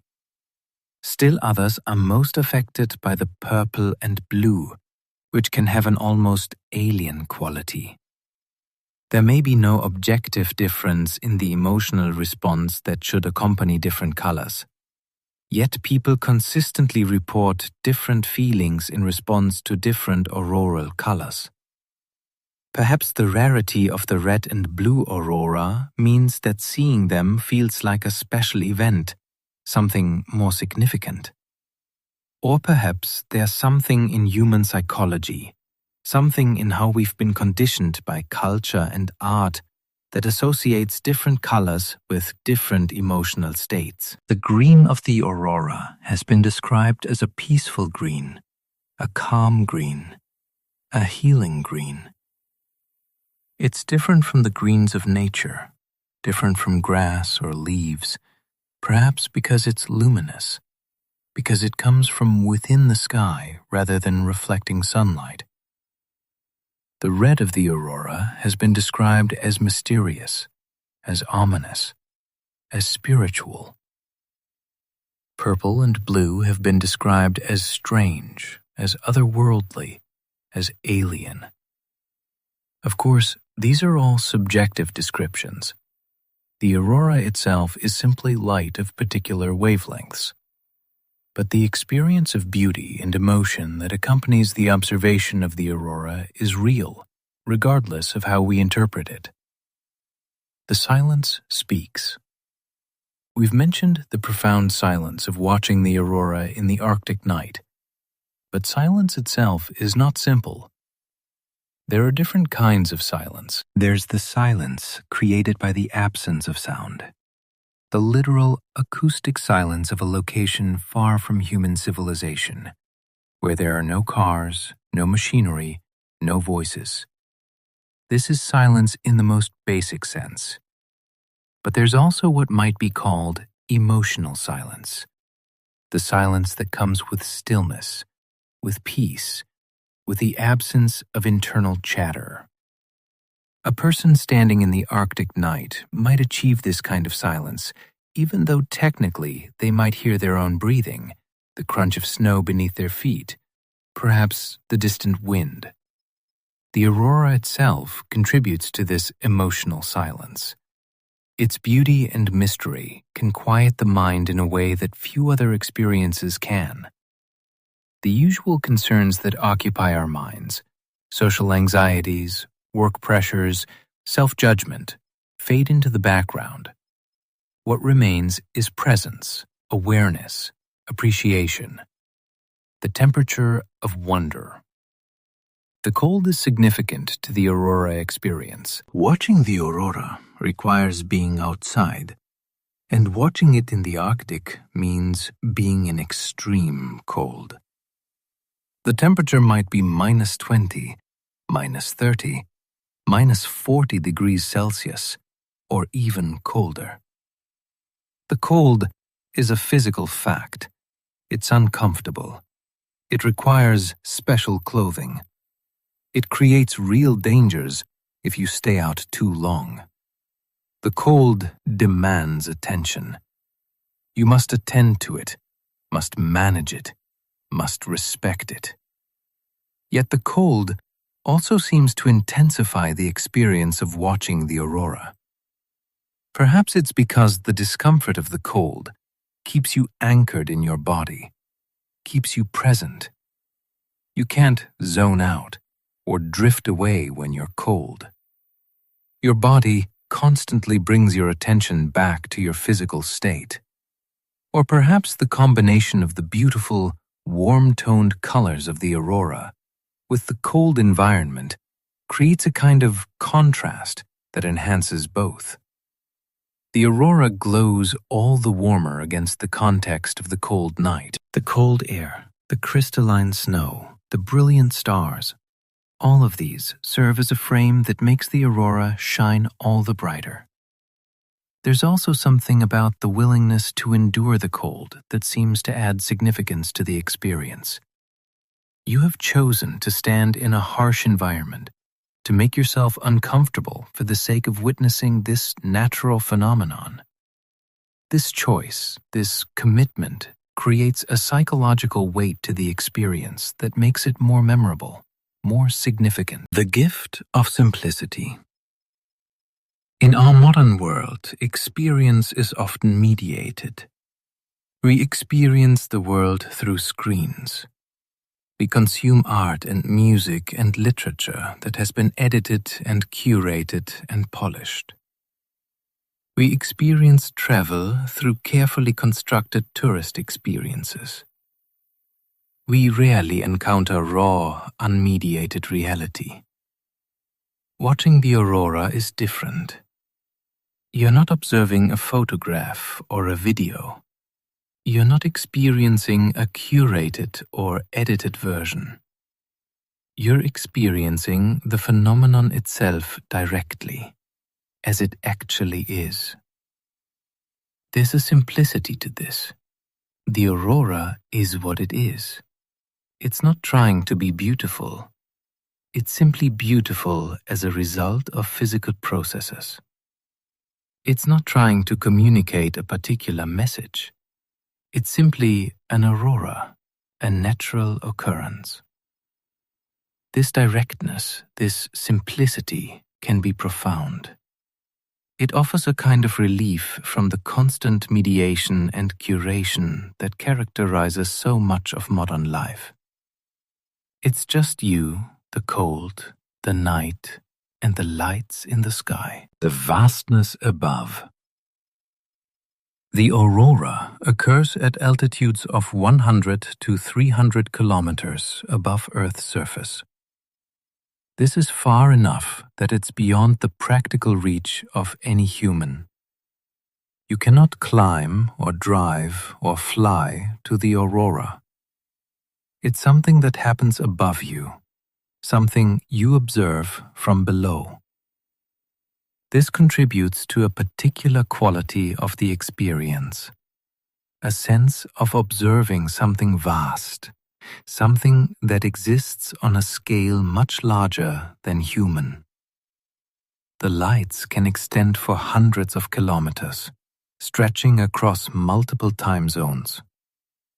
The processes that produce them operate on scales of thousands of kilometers, involving the entire magnetosphere. When you look up at the aurora, you're looking at something that transcends the human scale. It's not small and intimate. It's not like looking at a painting or a sculpture. It's vast, encompassing, surrounding. This vastness can produce a particular emotional response, sometimes called the sublime. The sublime is distinct from beauty. Beauty is often about harmony and proportion and control. The sublime is about vastness, about being overwhelmed, about recognizing something so much larger than yourself that it humbles you. The aurora, in producing this sense of the sublime, reminds us of our place in nature, in the larger scheme of things. We are small. We are temporary. We are part of something vast that continues regardless of our individual concerns. The mathematics of light. We've discussed the physics of how the aurora is produced. Solar wind particles colliding with atmospheric atoms, causing them to emit light. But there's also a kind of mathematics to the aurora, a geometry that's worth contemplating. The magnetic field lines that guide charged particles toward the polar regions have a particular geometry. They converge toward the poles, creating a funnel-like structure. The auroral oval. The ring of auroral activity around each pole has a particular size and shape that can be predicted from Earth's magnetic field geometry and the properties of the solar wind. The individual features of the aurora, the arcs, the rays, the curtains, have their own geometry. The rays are typically aligned with the local magnetic field direction, revealing the shape of the field lines at that location. The arcs mark regions where many particles are being precipitated into the atmosphere. The draperies and curtains reflect waves and instabilities in the plasma environment. In a sense, the aurora is a visualization of invisible mathematical structures. The magnetic field lines cannot be seen, but their presence is revealed by the aurora. The waves and instabilities in the plasma environment cannot be seen directly, but they produce visual patterns in the aurora. The aurora is writing mathematics across the sky in the form of light. The rhythm of expectation. There's a particular rhythm to waiting for the aurora. As the evening progresses toward midnight, as the hours after midnight arrive, anticipation builds. This is the time of greatest likelihood for aurora activity. If it hasn't appeared yet, perhaps it will appear now. Each passing moment could be the moment when the arc brightens, when the display begins. This creates a particular psychological state, a state of anticipation mixed with acceptance. You're hoping for the aurora, but you're also accepting that it might not appear. You're attentive, but not frantically so.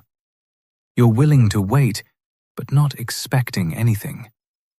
The clock moves toward the time of greatest likelihood.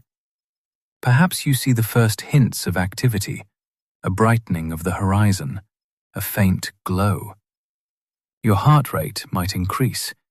This might be it. But perhaps the glow fades again. Perhaps the display remains subtle. Aurora watching requires patience, an acceptance that nature does not operate according to human schedules or desires. This patience can itself become meditative. You're not forcing anything. You're simply present and attentive, allowing the experience to unfold if it unfolds. The emotional landscape of the North. There is something about the Arctic landscape itself that shapes the aurora experience. The vast snow-covered spaces, the dark forests, the frozen lakes, the mountains standing silent beneath the stars. All of these create an environment that feels separate from ordinary life. When the aurora appears above such a landscape, it feels as though the entire world has become transformed. The snow reflects the green light. Shadows shift subtly across the frozen ground. Trees become silhouettes against the glowing sky. The landscape itself seems to participate in the aurora. For many people, this combination of landscape and sky creates one of the most emotionally powerful experiences of their lives. It's not just the aurora itself, it's the entire environment, the cold air, the silence, the darkness, the stars, the feeling of remoteness. The aurora becomes part of a complete sensory and emotional experience. The memory of light. Human memory is strange. We often forget ordinary days quickly, but certain moments remain vivid for decades. Witnessing a powerful aurora is often one of those moments. Years later, people can still remember the exact colors they saw, the shape of the rays, the feeling of the cold air on their face, the sensation of standing beneath the moving lights. Memory preserves not just the visual details, but the emotional atmosphere of the moment. The awe, the silence, the sense of wonder. Perhaps this is because the aurora engages so many aspects of human experience simultaneously. It is visually beautiful, scientifically fascinating, emotionally moving, spiritually evocative, physically immersive. Very few experiences combine all of these elements at once. The longer you contemplate the aurora, the more it begins to feel like a bridge between worlds, between science and myth, between emotion and physics, between ancient human experience and modern technological understanding.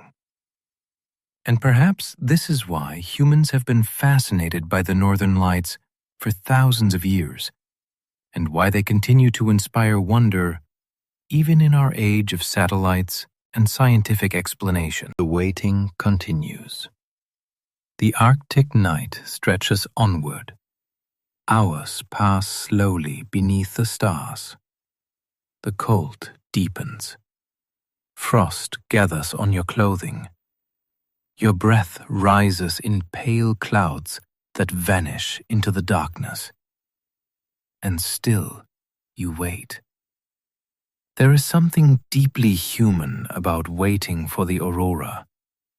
Unlike many experiences in modern life, it cannot be forced. It cannot be purchased on demand. It cannot be perfectly scheduled. You may travel thousands of kilometers north. You may study forecasts, monitor solar activity, and choose the ideal location. Yet in the end, the aurora appears only when the universe decides to allow it. This surrender to uncertainty changes something in the human mind. In everyday life, we are conditioned to expect control. We press buttons and receive responses instantly. We organize our lives around schedules and deadlines. We measure efficiency, productivity, outcomes. But the aurora does not care about schedules. It unfolds according to the rhythms of the sun and earth, according to invisible magnetic fields and streams of particles traveling across millions of kilometers of space. Standing beneath the Arctic sky, you are reminded that not everything bends to human desire. Some things must simply be witnessed when they choose to reveal themselves. The meditative quality of waiting grows stronger as the night deepens. At first, your thoughts may remain busy. You think about whether the aurora will appear. You think about the cold. You think about how long you are willing to wait. But gradually, those thoughts begin to quiet. The silence of the landscape begins to enter you. The stars overhead remain steady and ancient. The snow-covered ground reflects faint starlight. The forests stand motionless in the frozen darkness. Hours without distraction have a strange effect on modern minds. They slow us down. They return us to something older and simpler. Eventually, your awareness narrows to only a few things. Your breathing, the cold air against your skin, the horizon, the possibility of light. And then, perhaps once again, the aurora begins. A faint green arc appears low in the north, soft at first, almost uncertain. You stare at it carefully, wondering whether your eyes are deceiving you. Human vision behaves strangely in darkness. Faint colors can seem uncertain, almost imagined. But then the arc brightens. The green grows more vivid. Rays begin to emerge. The sky slowly awakens once more. No matter how many times you witness this transformation, it never entirely loses its power. There is always a moment of astonishment, a moment when the rational mind falls silent and something more emotional takes over. The sky is moving. The universe is revealing itself. The aurora as connection. Modern life can often feel disconnected. Many people spend most of their time indoors, surrounded by artificial environments, separated from natural cycles and cosmic rhythms. The aurora reverses this separation. It reminds us that Earth is not isolated. We are part of a living planetary system connected directly to the sun. Every auroral display is evidence of this connection. The particles creating the lights began their journey at the sun itself. They crossed the vacuum of space before colliding with Earth's magnetic shield and atmosphere. What you're witnessing is not merely weather. It's the interaction between a star and a planet. This realization can produce a profound emotional effect. It expands perspective. Everyday concerns begin to feel smaller beneath the immense scale of cosmic processes. Your personal worries still exist, of course, but for a moment, they are placed within a much larger context. The aurora encourages humility. It reminds us that humanity exists within forces vastly older and larger than civilization itself. Long before human beings existed, solar winds flowed outward from the sun. Long before cities and nations appeared, auroras danced across polar skies. And long after us, these lights will likely continue. The continuity of nature. One of the comforting aspects of the aurora is its continuity across time. Human history changes constantly. Empires rise and collapse. Technologies appear and vanish. Cultures evolve. Languages disappear. Yet throughout all of this change, the aurora continues according to the same fundamental physical laws. Ancient hunters standing on Arctic ice thousands of years ago saw the same green light moving across the sky. Medieval travelers crossing northern forests witnessed the same shimmering curtains. Early scientists looked upward in confusion and wonder at the same phenomenon we observe today.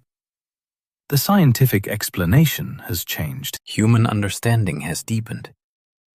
But the aurora itself remains beautifully indifferent to our interpretations. It simply exists. There is comfort in that permanence. In a world that often feels unstable and fast-moving, the aurora reminds us that some things operate on scales beyond human turmoil. The emotional paradox of the aurora. The aurora often creates two opposite feelings at the same time. On one hand, it can make you feel incredibly small. The scale of the sky, the immense energies involved, the realization that you are standing on a tiny planet beneath cosmic forces beyond comprehension. This can feel overwhelming. But at the same time, the aurora can create an intense sense of connection and belonging. You are not separate from the universe. You are inside it. You are witnessing it directly. The same physical laws that shape distant stars are producing the light above your head. The atoms in your body were forged in ancient stars. The oxygen glowing green in the upper atmosphere is connected to the oxygen you breathe into your lungs. The aurora reveals that the boundary between humanity and the cosmos is not as absolute as it sometimes feels. The universe is not distant. It is here, surrounding you, touching the atmosphere above your head with rivers of charged particles flowing invisibly through space. And perhaps this is part of why the aurora affects people so deeply. It reminds us simultaneously of our smallness and our belonging. The psychology of awe. Modern psychology has begun studying the emotion of awe more seriously. Awe occurs when we encounter something vast that challenges our normal understanding of the world. The aurora is almost a perfect generator of awe. It combines beauty, scale, mystery, motion, and emotional significance all at once. The result is an experience that can temporarily quiet the ego and expand perception. Researchers have found that experiences of awe can reduce stress, increase feelings of connection to others, and even improve psychological well-being. People who experience awe often report feeling more grateful, less self-focused, and more aware of being part of something larger than themselves. Standing beneath the aurora naturally creates this state. You stop thinking primarily about yourself. Your attention shifts outward toward the immense beauty unfolding above you. For a few moments, perhaps longer, the endless internal noise of modern life fades away, and in that silence, many people discover a rare feeling: peace, final quiet. Eventually, the aurora begins to fade once more.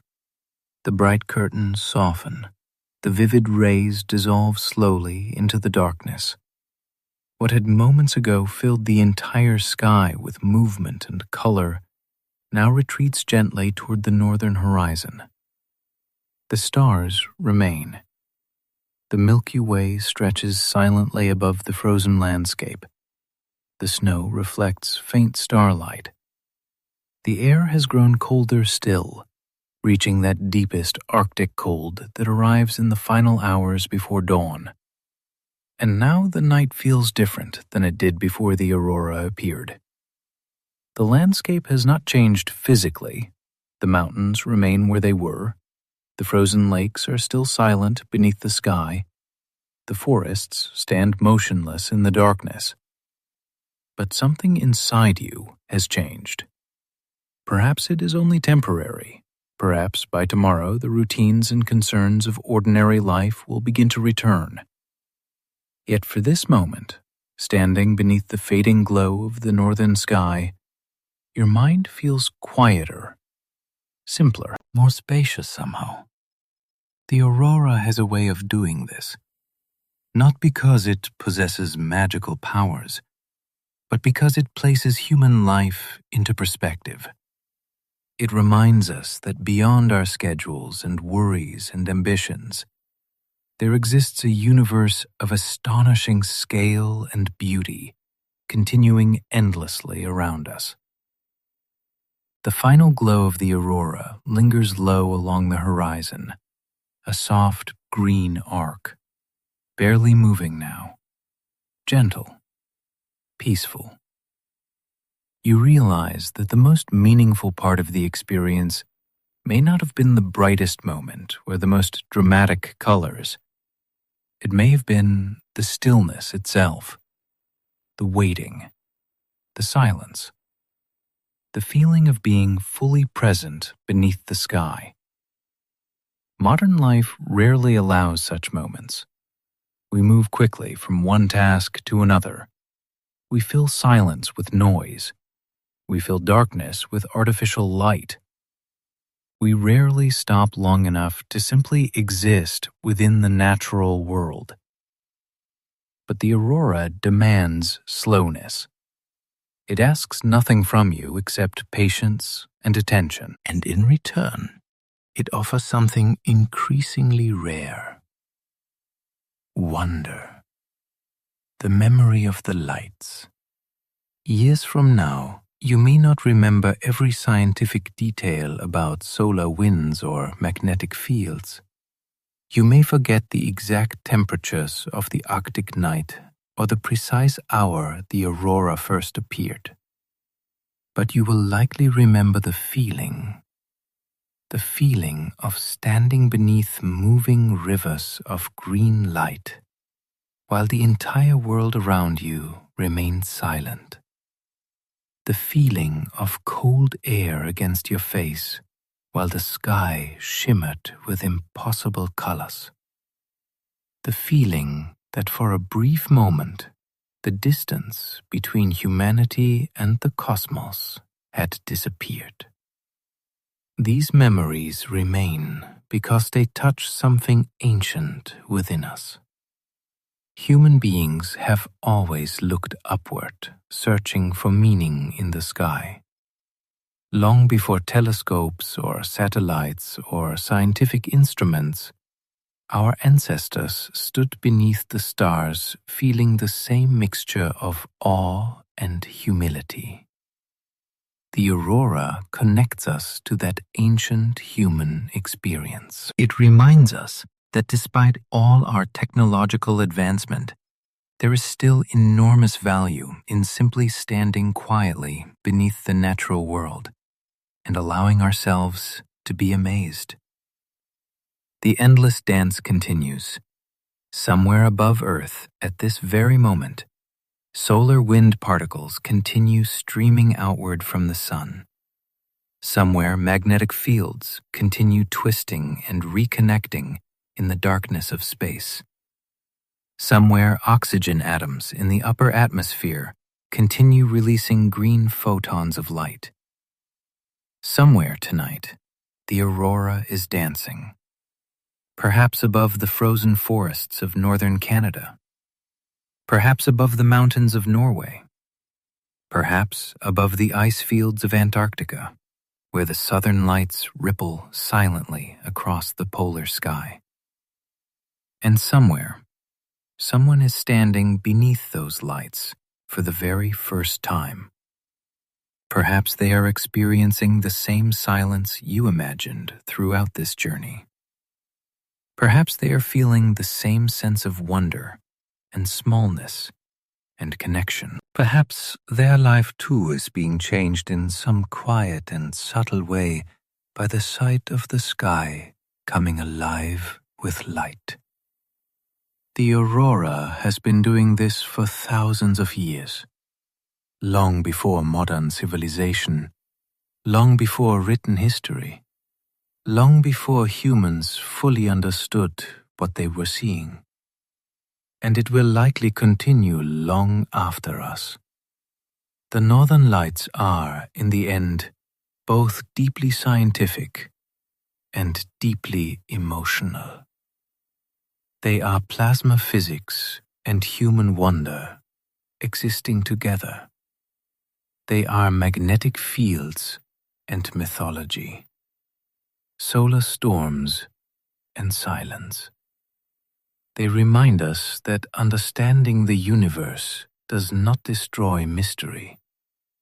If anything, true understanding deepens it. Because once we understand what the aurora truly is, once we realize that the lights above us are the visible interaction between our planet and our star, the experience becomes even more extraordinary. You are witnessing Earth protecting itself. You are witnessing invisible cosmic forces made visible. You are watching the universe ride in light across the sky. And perhaps that is enough. So now, as the Arctic night grows quiet once more, let your breathing slow. Let the silence settle around you. Imagine the last faint green glow fading gently into the darkness beyond the horizon. The stars remain overhead. The earth continues turning silently beneath them. The sun continues shining far beyond the night. And somewhere in the darkness above the poles, the aurora waits for the next clear night to begin its endless dance again. Even after the aurora fades from sight, the invisible processes continue above the Earth. The magnetosphere still stretches outward into space. Solar particles still race across millions of kilometers from the surface of the sun. The upper atmosphere remains alive with motion, energy, and invisible collisions.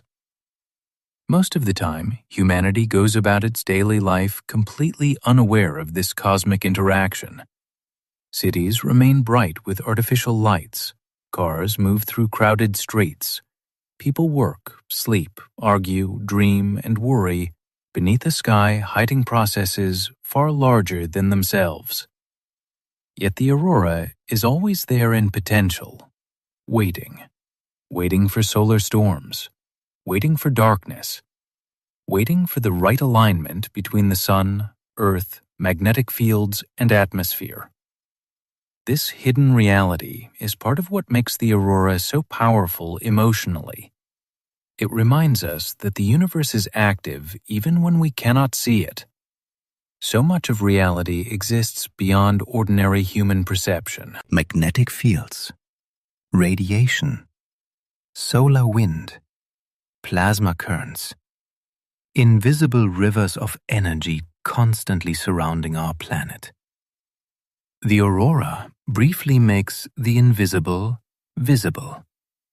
For a few moments, the hidden connection between Earth and space becomes something the human eye can witness directly.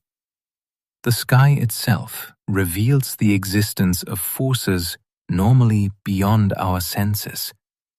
And perhaps this is why the experience feels almost spiritual to many people, even those who fully understand the science.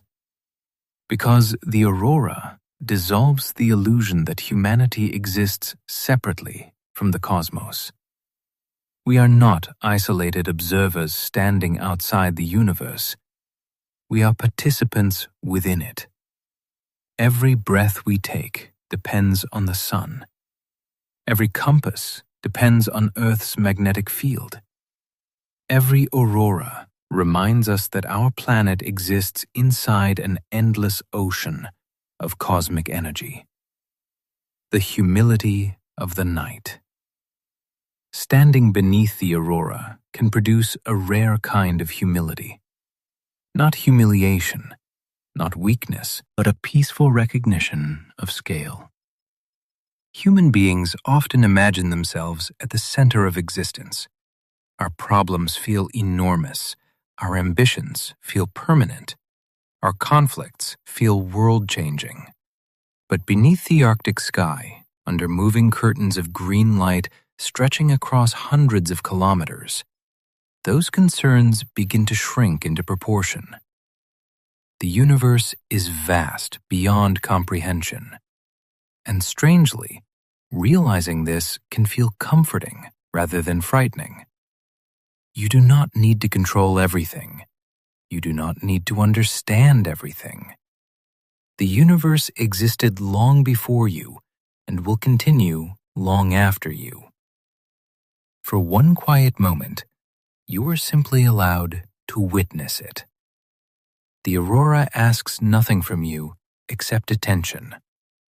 No performance, no achievement, no success, no productivity, only presence. This may be one of the reasons people describe aurora experiences as life-changing. In a world constantly demanding action, the aurora offers permission to simply stop and look upward. The final reflection. If you were truly standing now somewhere in the far north, perhaps beside a frozen lake in Norway or deep within the forests of Alaska, the night might finally be approaching dawn. The eastern horizon would slowly begin to pale. Stars near the horizon would disappear first. The aurora, if still visible at all, would fade into the growing blue of morning twilight. The Arctic landscape would emerge gradually from darkness. Snow-covered trees, frozen rivers, mountains outlined against the coming daylight. And eventually, the ordinary world would return. People would wake, roads would fill, lights would turn on inside distant homes. Life would continue. But somewhere inside you, the night would remain.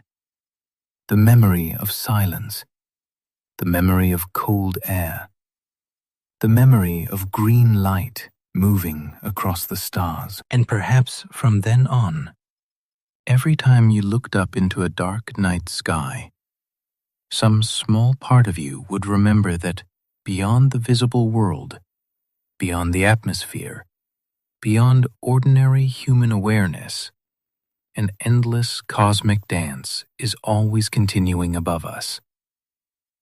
The aurora waits. The sun continues to breathe particles into space. Earth continues turning beneath the stars. And somewhere, tonight, the northern lights are beginning once again.